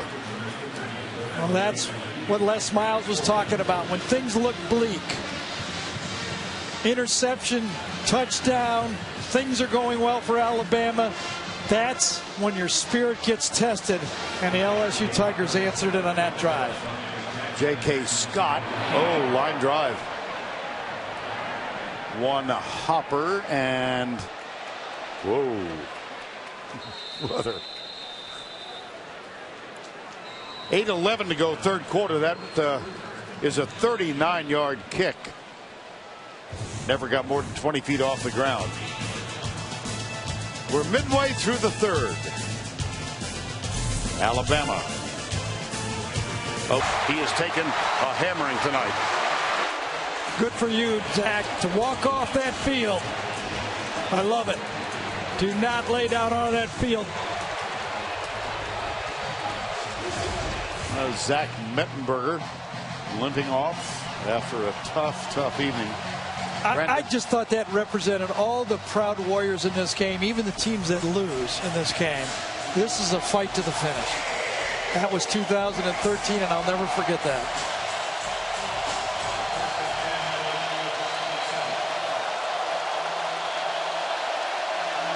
Out of the shotgun, bobbled snap, Fournette.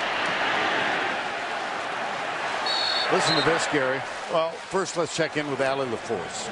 Thank you, Vern. Just a quick update on Brandon Harris. If he's hurt, he's not showing me any signs of it. He came over to the sidelines, put his headset on as usual, did not receive any medical attention. We saw him limping after that last offensive drive a little bit, but it doesn't seem like a concern to him at all at this point. Second down, 9.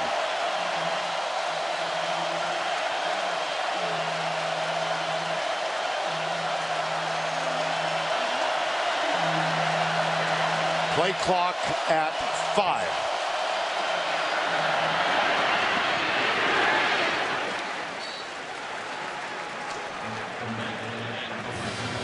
Cam Cameron talked to him about this game, and he says, you know, we're going to have 2 game plans against this Nick Saban, Kirby Smart defense. It's the same way I used to try to do it against Belichick. They're so good about making adjustments that in the second half I'll come out with something new. He said the most important thing about that, though, the first half plays have to work or they won't adjust. So far, no need to adjust for Alabama. Third down's 4.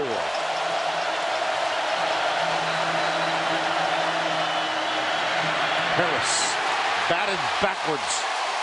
4th down. Nobody does it better. They mush rush, not a lot of stunts.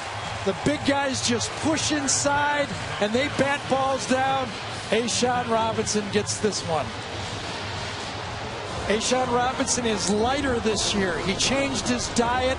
He feels he's a better football player. He's quicker. I don't know how you get much better than he was last year, but it does look like he's quicker. Jamie Keene. Cyrus Jones calls for the fair catch and takes it.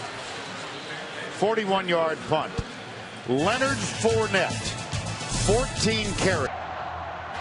2010, Alabama leads at 6:33 to go in the third quarter. Well, the college football playoff, Gary, the top 10 revealed earlier the week. Clemson, LSU, Ohio State, Alabama, and so on down to Florida. Well, they are looking like geniuses right now, but here's the way we started the day on my committee of one. Okay, if LSU, who's losing now, cannot turn this thing around, they're going to drop out of my number 2 seed. But look it, they're just going to fall the SEC to the 4th seed. I still think any team with one loss that wins the SEC championship is in, and of course, this not going to happen anymore. So I still think the SEC's in, but it has to be one loss. And there's still a lot of football to be played there. Memphis also lost. I should have drawn a line through them as well. That storyline is gone. Ryan Kelly, the senior, graduate student actually, number 70 over the ball. One of only 3 Alabama. Oh, fumble. Henry gets it back. Oh.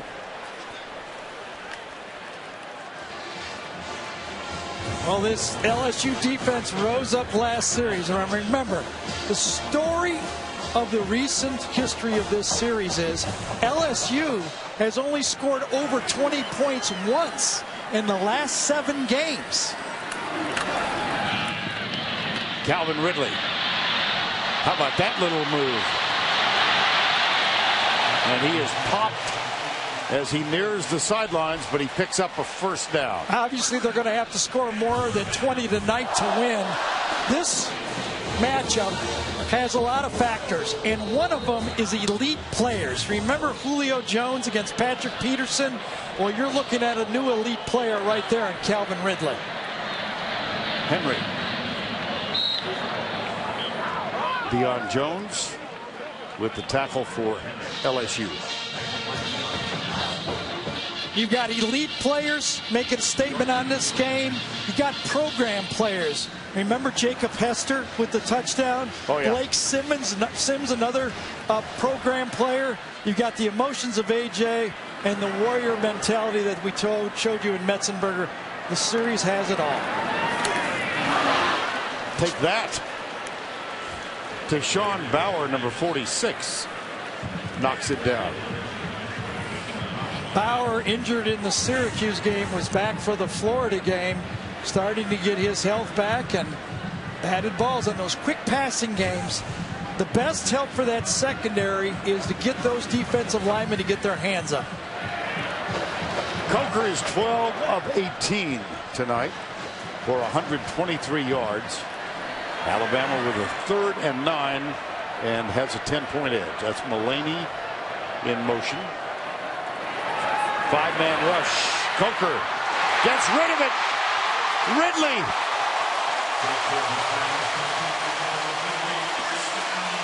This is Jake Coker's best play of the football game. He knew he had a free rusher coming right at him. He double clutched. He waited as long as he could, and he delivered the play. What a play by Jake Coker.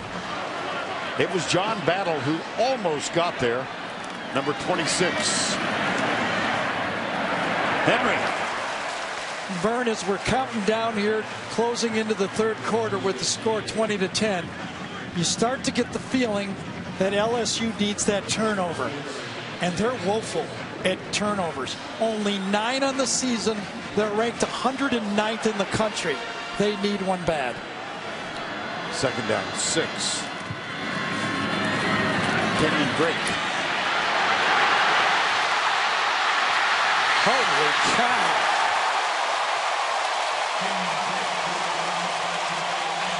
Before we did the Georgia game, Alabama versus Georgia, Lane Kiffin told me he had a long talk with Kenyon Drake. He said, Kenyon, every game you try to do too much, you're hurting yourself for the next level. Just be yourself. That is what Kenyon Drake looks like when he's playing his football.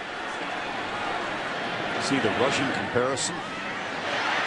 See Derrick Henry surge over left guard. Guy's pretty good.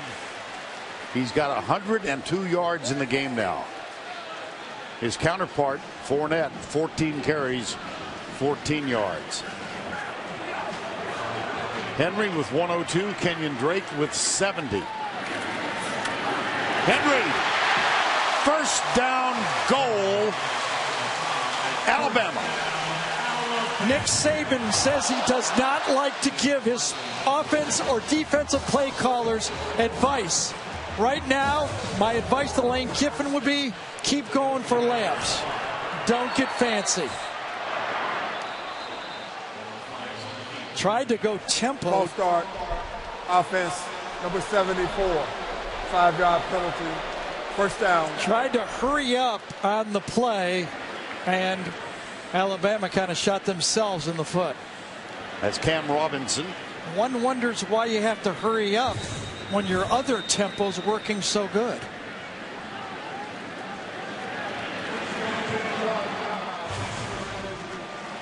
LSU calls timeout after the penalty is walked off against coverage of college football's greatest traditions and biggest rivalries, and this is one of them. I just think this is a good timeout by Alabama. This Alabama staff realizes, and Nick Saban realizes that the difference between a field goal and a touchdown could be the ball game. Kenyon Drake. Now the handoff goes to Henry after Drake was in motion. Remember, 23-10 is a lot different than 27-10. Here comes Nicewinder. And LSU defense realized a stop here is huge.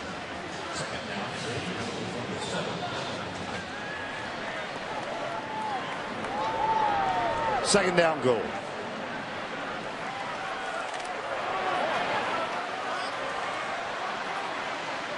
Now it looks like Alabama's going to have to take them on if they're not careful. Both sides realizing how big this series is. A stop here keeps it within 2 touchdowns.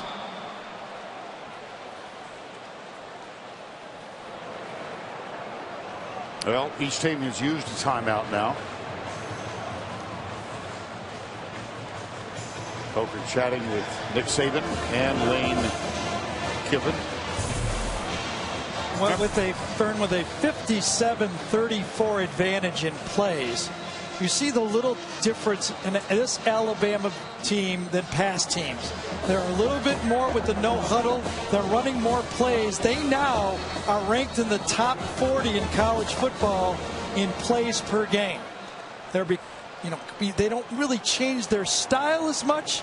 They still run it, but they run it more without a huddle than they ever have. Second and goal.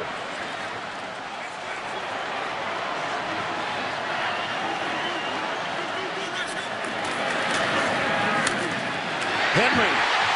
Whoa, Nicewinder helps him stroll in. Touchdown. Derek.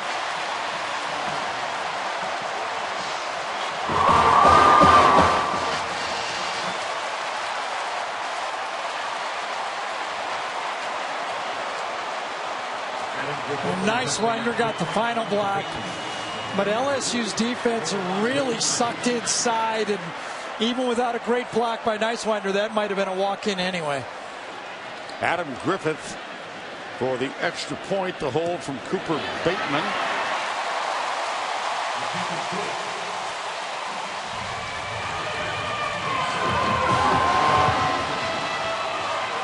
What was that, 10, 11 plays, Vern? 11. You got it. Watch how the defense gets sucked inside on this play with the play-action pass, and Nicewinder comes from the left side to the right side, gets outside. Ross Pierce-Baker, number 71, also got a nice seal block on the play. The timeout by Alabama, well worth it. LSU tried to use one. They could not get the stop.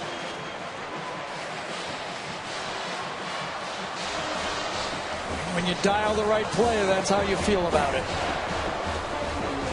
The 2 running backs did a nice job on that drive, didn't they? Oh, goodness. Yes. The touchdown comes from 7 yards out. The deficit is now 17.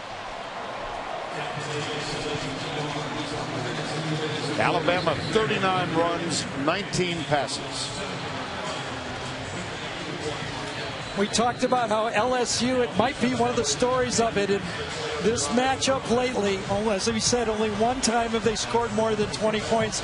In every matchup except the 9-6 game, Alabama has scored 20 or more.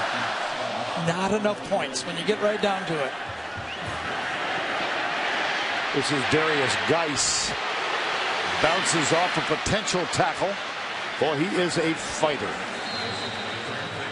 A flag is down at the 13-yard line. Actually, there are 2 of them.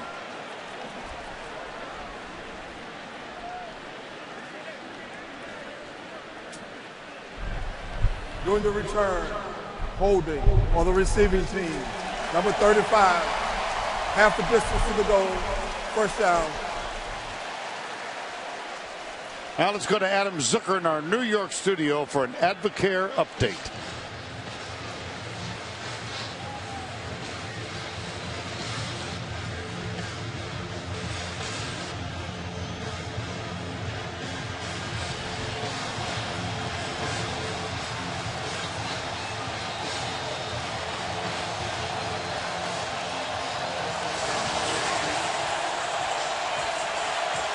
How about that? The student section up and noisy right now.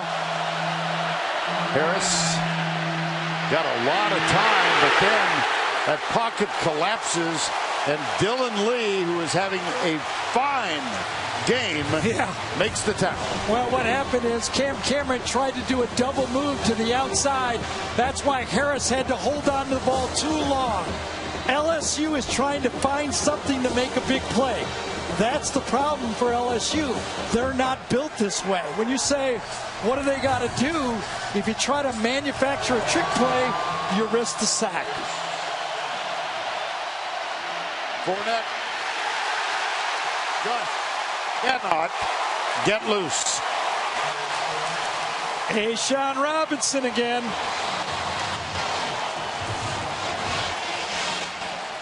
Inside at the tackle position, drives back his blocker and then lays out and makes the play.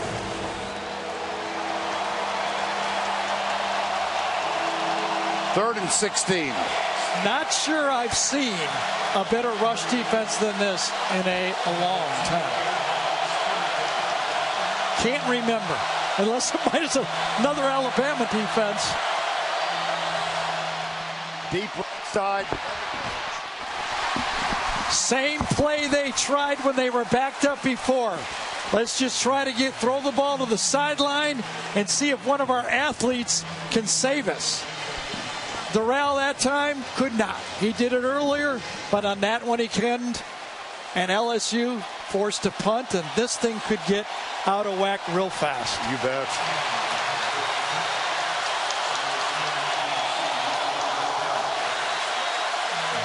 Jamie Keene.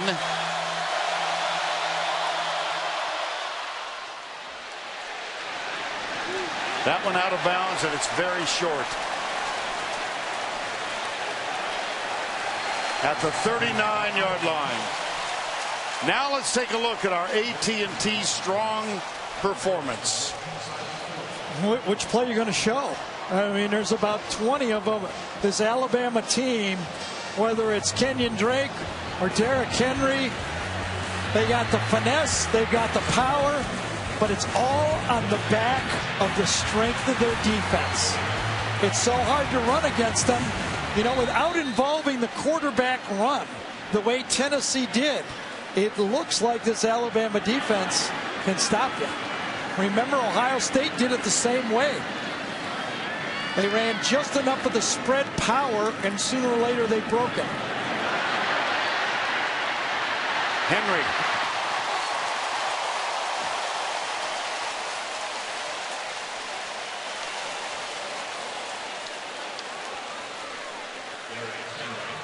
Derrick Henry is out of Yulee, Y-U-L-E-E, Florida. It's just northeast of Jacksonville, Florida. Classified as a 4A school. There are 8 classifications in Florida high school. And he said they couldn't get, the high school coach said they could not get schools of comparable size to schedule them. No, I don't. So they had to, have to tackle them. That's why. The 7 and 8A schools out of Jacksonville.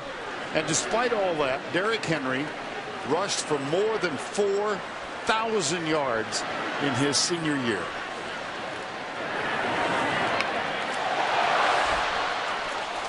Corralled that time. Deion Jones.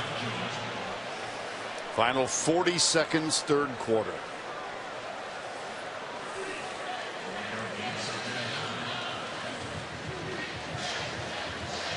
Drake on, Henry off. Well, it's going to happen again in this series. LSU has only led once entering the fourth quarter. That was 2009, and that's a game they've lost. 7 times Bama led going into the fourth quarter. One of time it was tied. Going in the fourth quarter tonight, it's going to be a big lead for Alabama. Ardarius Stewart out of the backfield. Timeout. Alabama. Navy facing Florida. The Veterans Classic only on the 24-hour home of CBS Sports. 4 seconds remaining, third quarter. Same formation. Same play. Yep, there's Stewart. Pretty close, too, isn't he?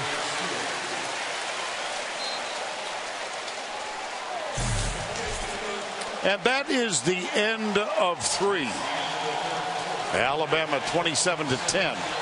We will return to Tuscaloosa right after this message and a word from your local station.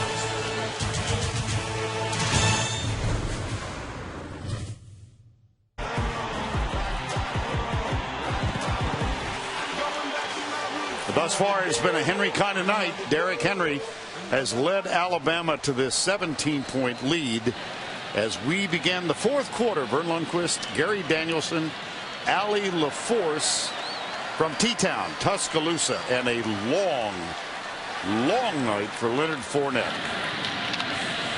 Kenyon Drake.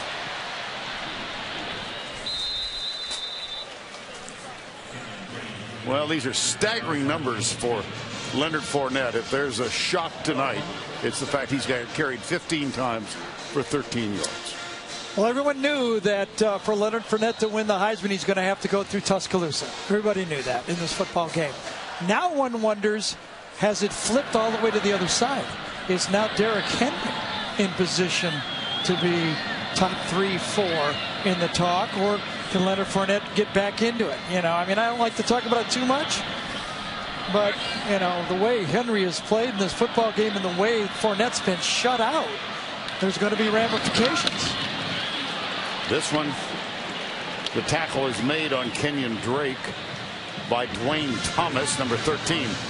Well, and you think of the list, he's been a prohibitive favorite since the Auburn game, when he began that streak of 3 consecutive games with 200 yards plus. Well, Trevon Boykin, who's been second on most lists, threw 4 interceptions today. They lost as well. Yeah.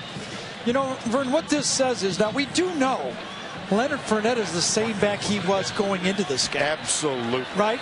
So what you know is that the guys around him could not produce the openings. And give credit to that run defense of the Crimson Tide.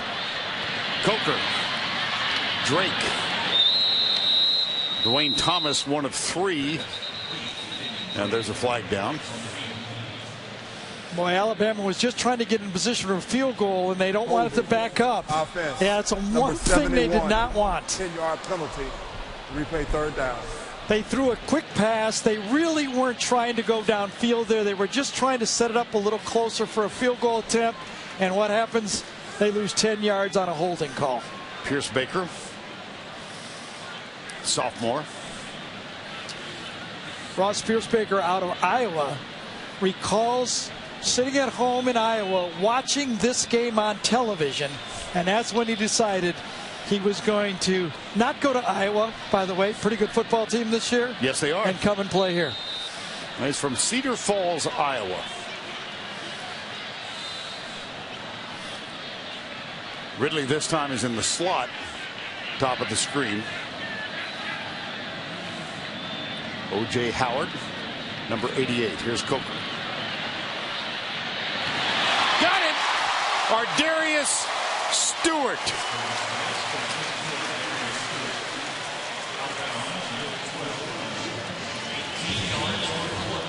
Well, they drag across the tight end and then put Stewart out. You know what really stood out there? The time that Coker had to wait to throw that ball. And now right back into field goal range. Kenyon Drake played his part, and on that last one he actually stayed in and helped in the pass protection. So here's Griffith with a 55-yarder at the end of the first half. This was from 30 yards out.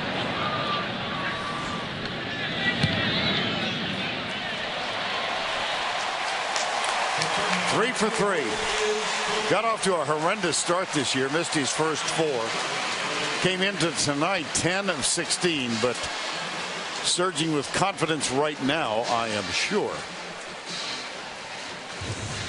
30-10. That's a golf clap. A game recap. Well, we have witnessed an amazing defensive job by Alabama, holding Leonard Fournette to 13 yards on 15 carries. A long game tonight of 4 yards thus far. His counterpart, Derrick Henry, 129 yards, 3 touchdowns. That's all on 27 carries. Here's Nicewander clearing the block for Henry to stroll in. And then just moments ago, Adam Griffith tacked on his third field goal of the night. And just to put it in perspective, Leonard Fournette coming into this game, you heard about the yards, but he had 20 rush attempts of 15 yards or more. Nothing. Nothing. Nope. Long gain, and it seems a long time ago, was 4 yards.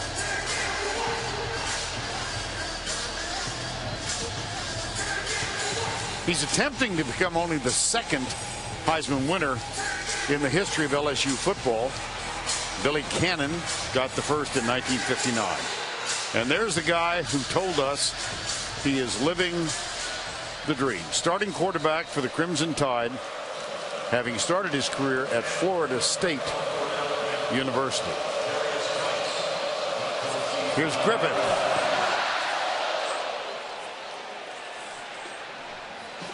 Darius Geis.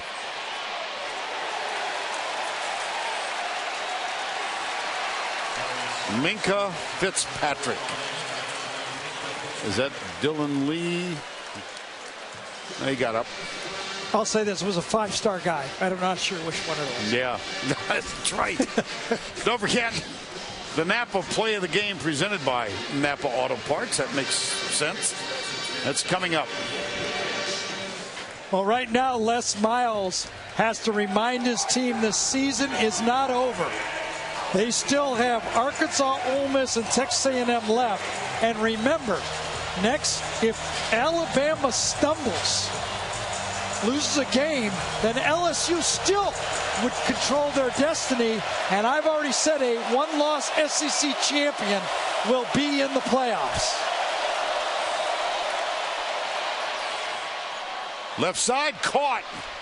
That's Deshaun Smith, number 89.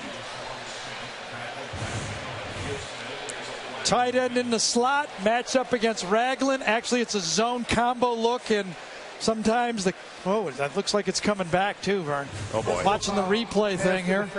Number 90 on the defense. Oh no. 15 yards added to the end of the run. First down. The players all thought it was coming back. The LSU players had walked back. The Alabama players had walked back. And when they met, the officials said, oh, no, we're tacking it on to the end of it.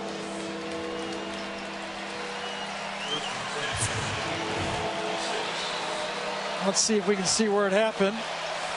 Right in the middle, right there. Yep, good call. And so now, across midfield for one of the few times tonight, LSU with a first down 10, but trailing by 20. No, that looked awful. That looked worse. Well, the first part of the play forced Brandon Harris to try to just get rid of it any way he could.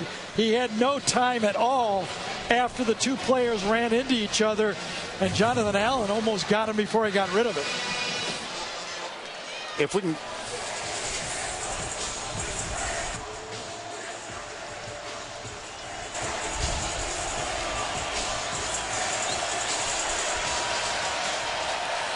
Second down 10.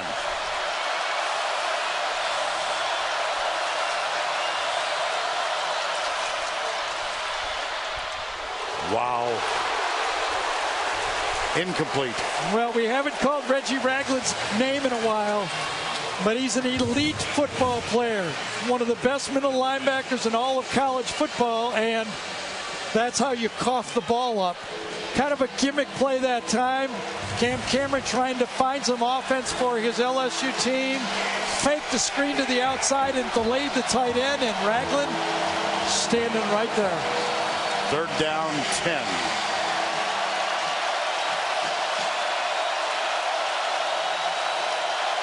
This is where they tried to get Fournette on the linebacker before.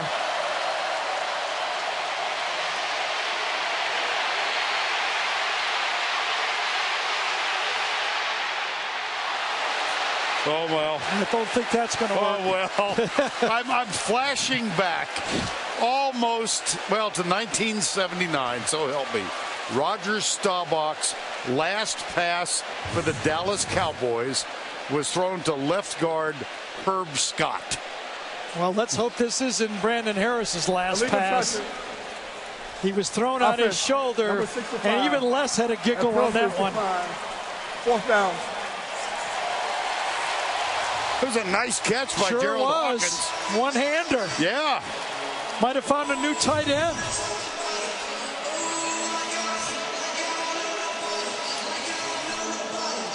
Jamie Keane on to punt.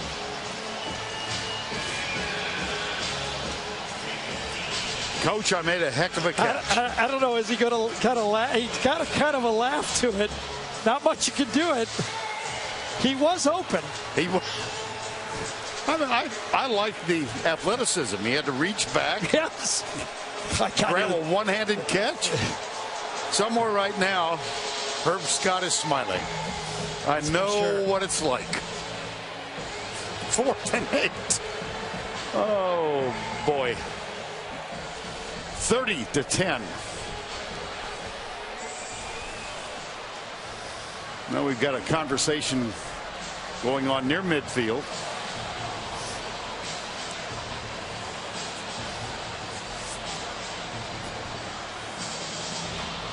Fourth and 8.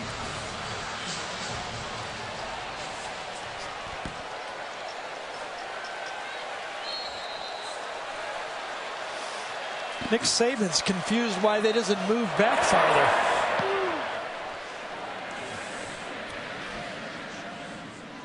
That one takes an LSU hop and will be down at the 7-yard line.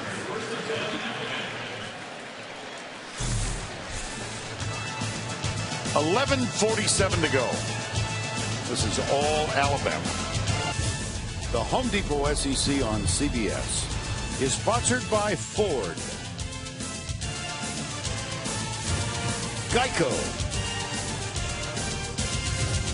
Napa, and by AT&T. We welcome you back to Bryant-Denny Stadium, where Alabama is in control. Go back to the college football playoff top 10. And looks what's happened here. TCU, Michigan State, and let's go halfway on that one, okay? Just to be nice, because it's not over right now. But it looks like there could be a potential firewall set for Notre Dame. If Notre Dame wins out, even an undefeated team, is somebody going to have enough guts to have Notre Dame ranked 5th and then leapfrog a team that wins out after that? Anybody going to have enough guts to do that? Either of those two ladies, that's not, no, they wouldn't, no, not at all. Okay. First down 10. Drake with Henry leading the way.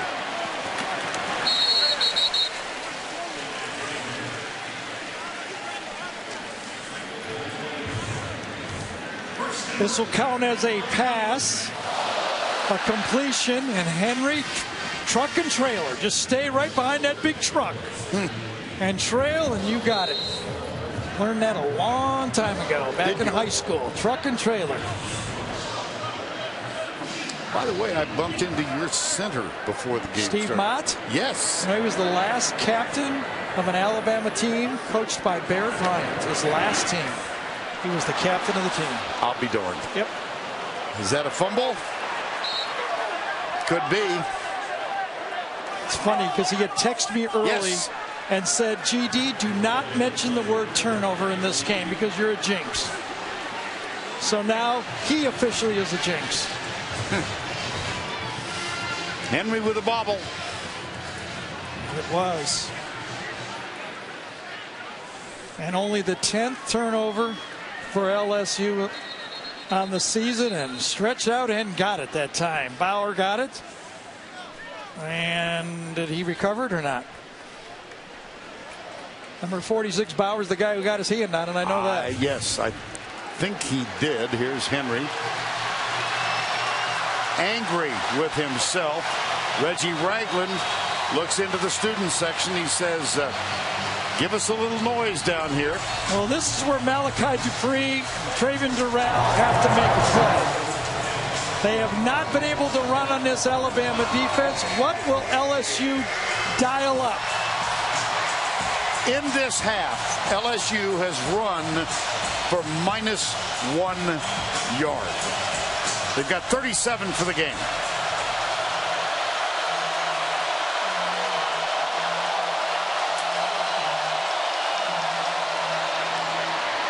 Fournette, longest run of the game by far. Got to the edge finally, didn't he? As a running back, you just have to say, I run my style, I trust my offensive line, even if they don't deserve it. But tonight, I just got to keep running. That's a gain of 18. That's a gain of 1. If that. Reggie Ragland, Gino Matias-Smith.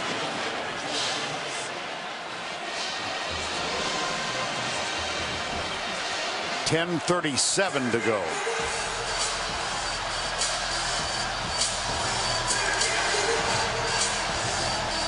Alabama makes 4 defensive substitutions. Second and goal. Back to the eye.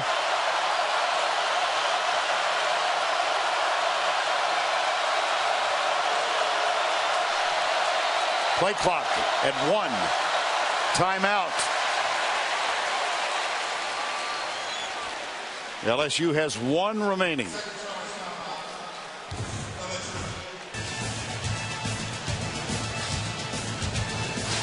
Time call. To you. Adam, thank you. Take a look at this defensive bunch. I think there's 15 or 16 Alabama players. That's all the different matchups that Alabama will use. 7, 8 guys go off, 11 stay on, and 19 guys were ready on that play. Oh, boy. Second and goal. Make sure they got 11 on the field. Lob pass into the end zone. Flag. Oh, Malachi Dupree.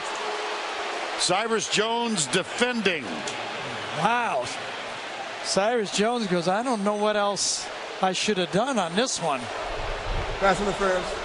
Defense, number 5. The ball is placed on the 2-yard line. Automatic first down.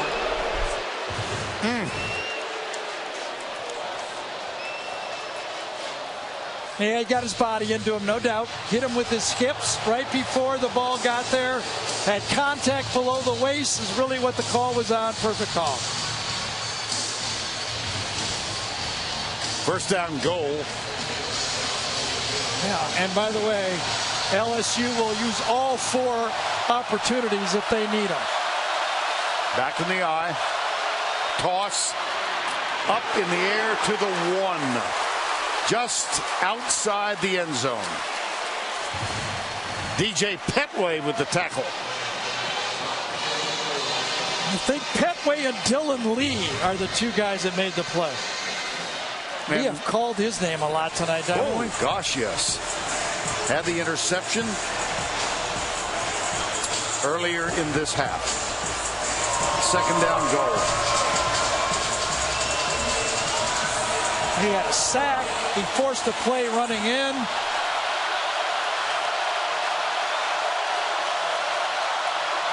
Toss. Fournette. That should be a touchdown. It is.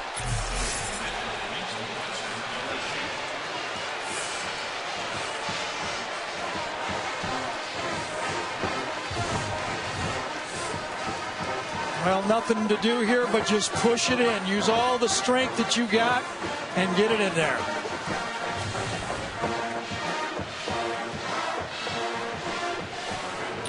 Trent Domingue for the extra point. Brad Craigthorpe will hold. And Reed Ferguson is the snapper. Oh. Glad I only drew a half line through. Blocked, and it's live. Blocked by A'Shawn Robinson. What a game A'Shawn Robinson has had. He's batted down passes. He's made plays in the backfield. And this time, big 86 right up the middle. Leap. That man weighs 325 pounds, ladies and gentlemen. And he leaps the line of scrimmage like that and swats it. That was pretty impressive. That ability to jump over. Here's the Derrick Henry fumble. And then Fournette, by far his longest run of the night. This was for 18 yards. And then Fournette for the touchdown. It is still a 2-possession game. Sims, he'll run it. Made a first down. What an athletic play that was. Sims dances right, fires it. Jones, and they gave it to him. How about this drive for Blake Sims? It was pretty good. It really was. He said he watched tapes of A.J. McCarron. He was ready for it. Speaking of ready for it, Alabama is onside kick. They're just playing their normal kickoff return unit here. Would Les try something this early? Still got 9:18 to go. No. And out again? of bounds. Oh, it didn't. Oh, it stayed in. It took a bounce the other way. How about that? Wow, Kenyon Drake pinned inside the 10. A late flag came in, I believe. Yes, we got a flag marker there. But that ball, Drake thought was going out of bounds, and it took a bounce for LSU.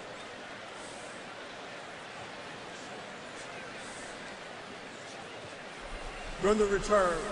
Illegal block in the back. Number 34 of the receiving team. Half the distance. This couldn't be any better. First down. LSU could not be any better for Les Miles. He kicked it deep. It looked like, look at Alabama had given up on it. And Kenyon Drake wisely says it's still in play and gets it at least out to the 8. Les is going, yes. Remember we talked about little things? The difference of that ball going out of bounds. What was it, 2.5 feet maybe? Exactly.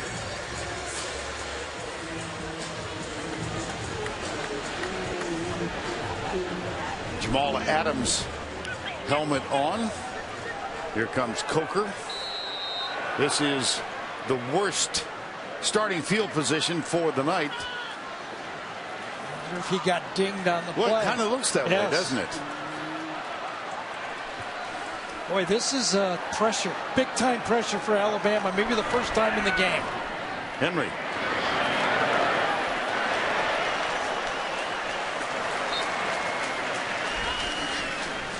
Out to the 9. We lauded this offensive line.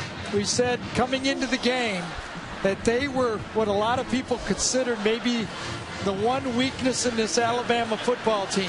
But they have been stellar. Can they push it out, put a couple first downs on the board, and kind of shift the pressure away from this drive? Because right now this whole crowd is almost silent. They can feel it. 2nd down 5.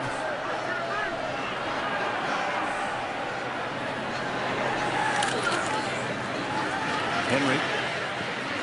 It will be 3rd 1 or 2. Needed. Kendall Beckwith made the tackle for LSU. 3rd down 1. Remember Les said, spirit. It's going to come time when you got to reach deep down and fight. And so 3rd down 1 with less than 8 minutes remaining.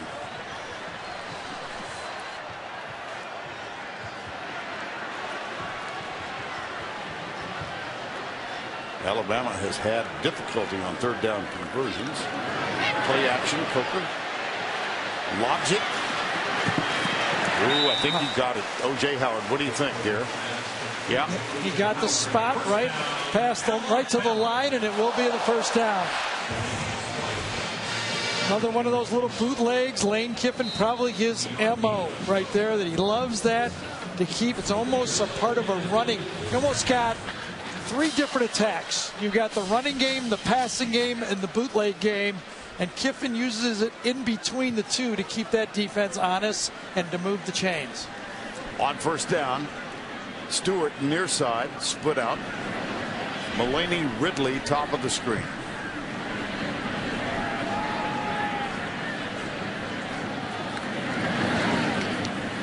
Henry.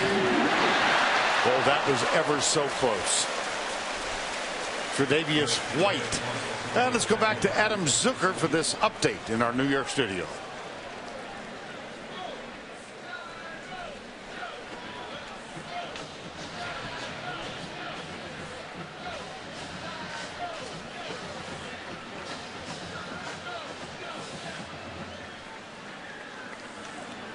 All right, Adam, thank you. We've got a 14-point game here, 30-16. Leonard Fournette, string of 9 consecutive games with 100 yards plus rushing in jeopardy right now. Henry bounces it. He might, well, the spot is going to be a little short, I believe. Stopped inside very well by that LSU defensive line. Forces Henry to bounce outside. And he almost stretches it for a first down, but not quite. Brandon Green and Michael Nicewinder. You almost got to wonder here for LSU, do you almost bring in a goal line defense type look here? I mean, can you really let Alabama make another first down? You remember, you only have 1 timeout left. And they got it. 5:34 remaining.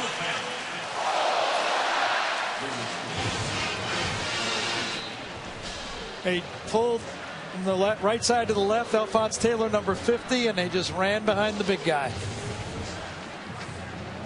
Now the clock starts. Coker back on. 5:17 to go. That ball should never be snapped with more than 5 on that number right there now for Alabama. Never be snapped if it's higher than a 5. Henry. Coming back, though. Flag.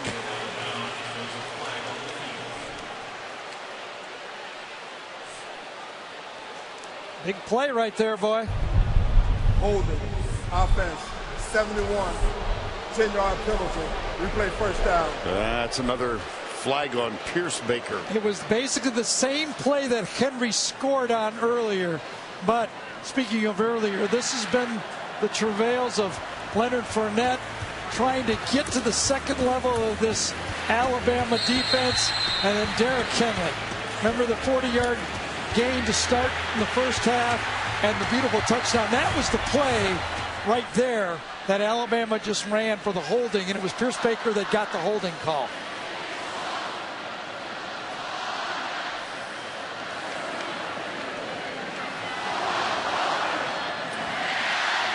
Ridley. Jamal Adams. Excuse me, Vern. Sure. Right now, Jake Coker, Lane Kiffin, and Nick Saban has to remind their backs that ball security is more important than yards right now. Second down, 16. Not that yards aren't important, but ball security tops it.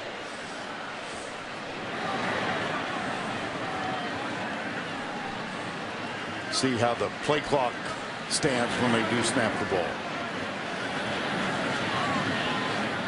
They're listening here. Under 5.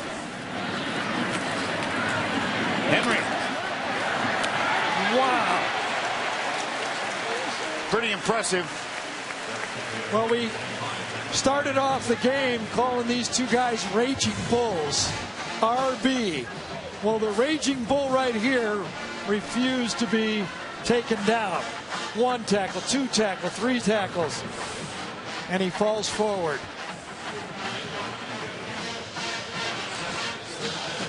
In the Alabama win at Texas A&M, he had 32 carries for 236 yards. Tonight, 34 carries for 158. And something just as important, no punt return coverages. Punt coverages. He's not on the punt team anymore. Henry. Stiff arm.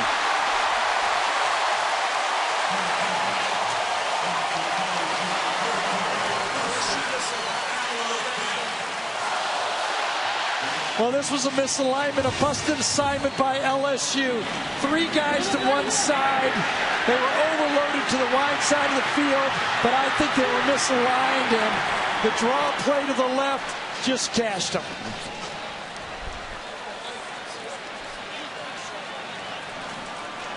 How about that stiff arm? And now with 187 yards, 3 touchdowns.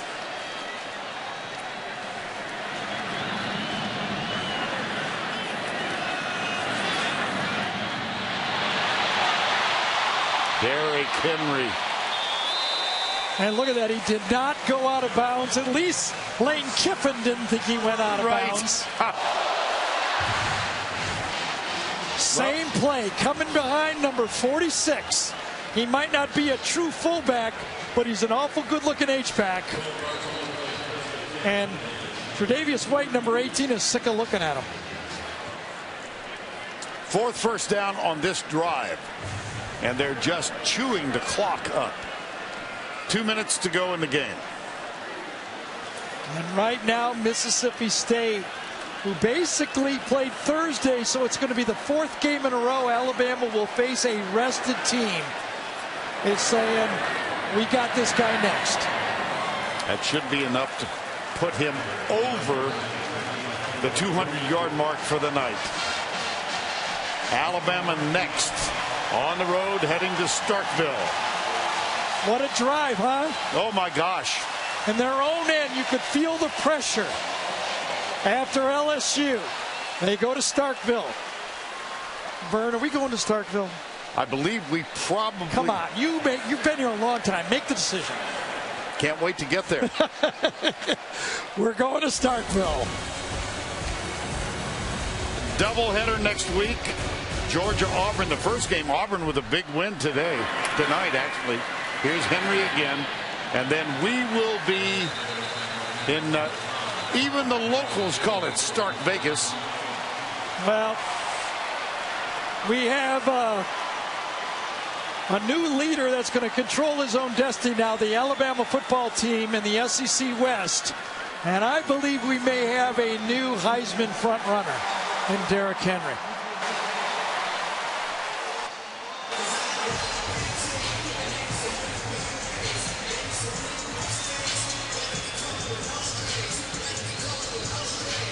This was a great pressure drive by this Alabama football team.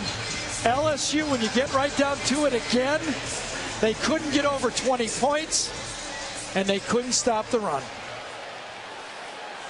43 seconds remaining.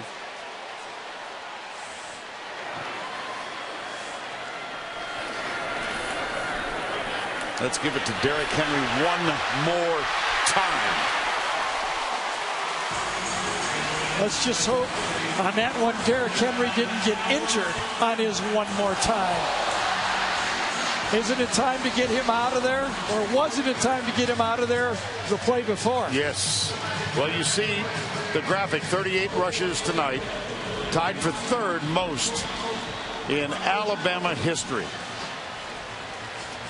Tell you what, Michael Niswinder's had a fine game tonight. He likes coming around from that H-back position from one side to the other.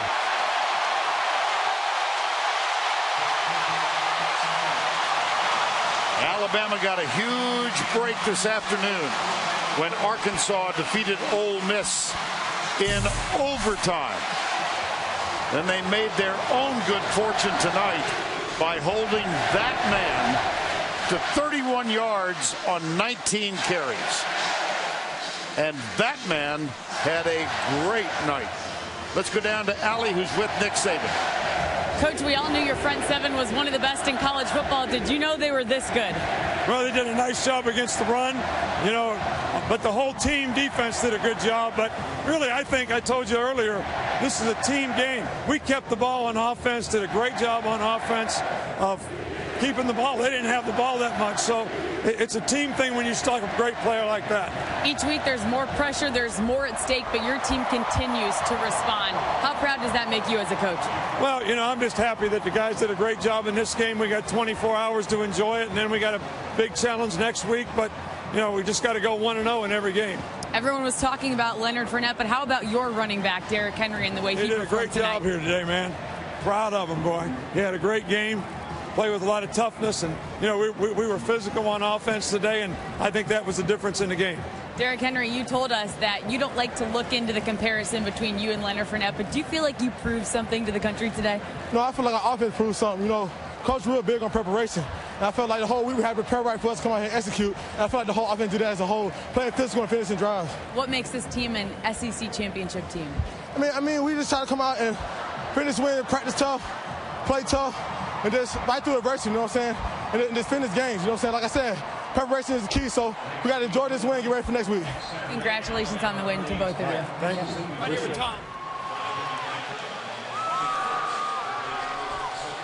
Well, the Raging Bulls, Gary called them some 3.5 hours ago. A nice moment here. Leonard Fournette, Derrick Henry.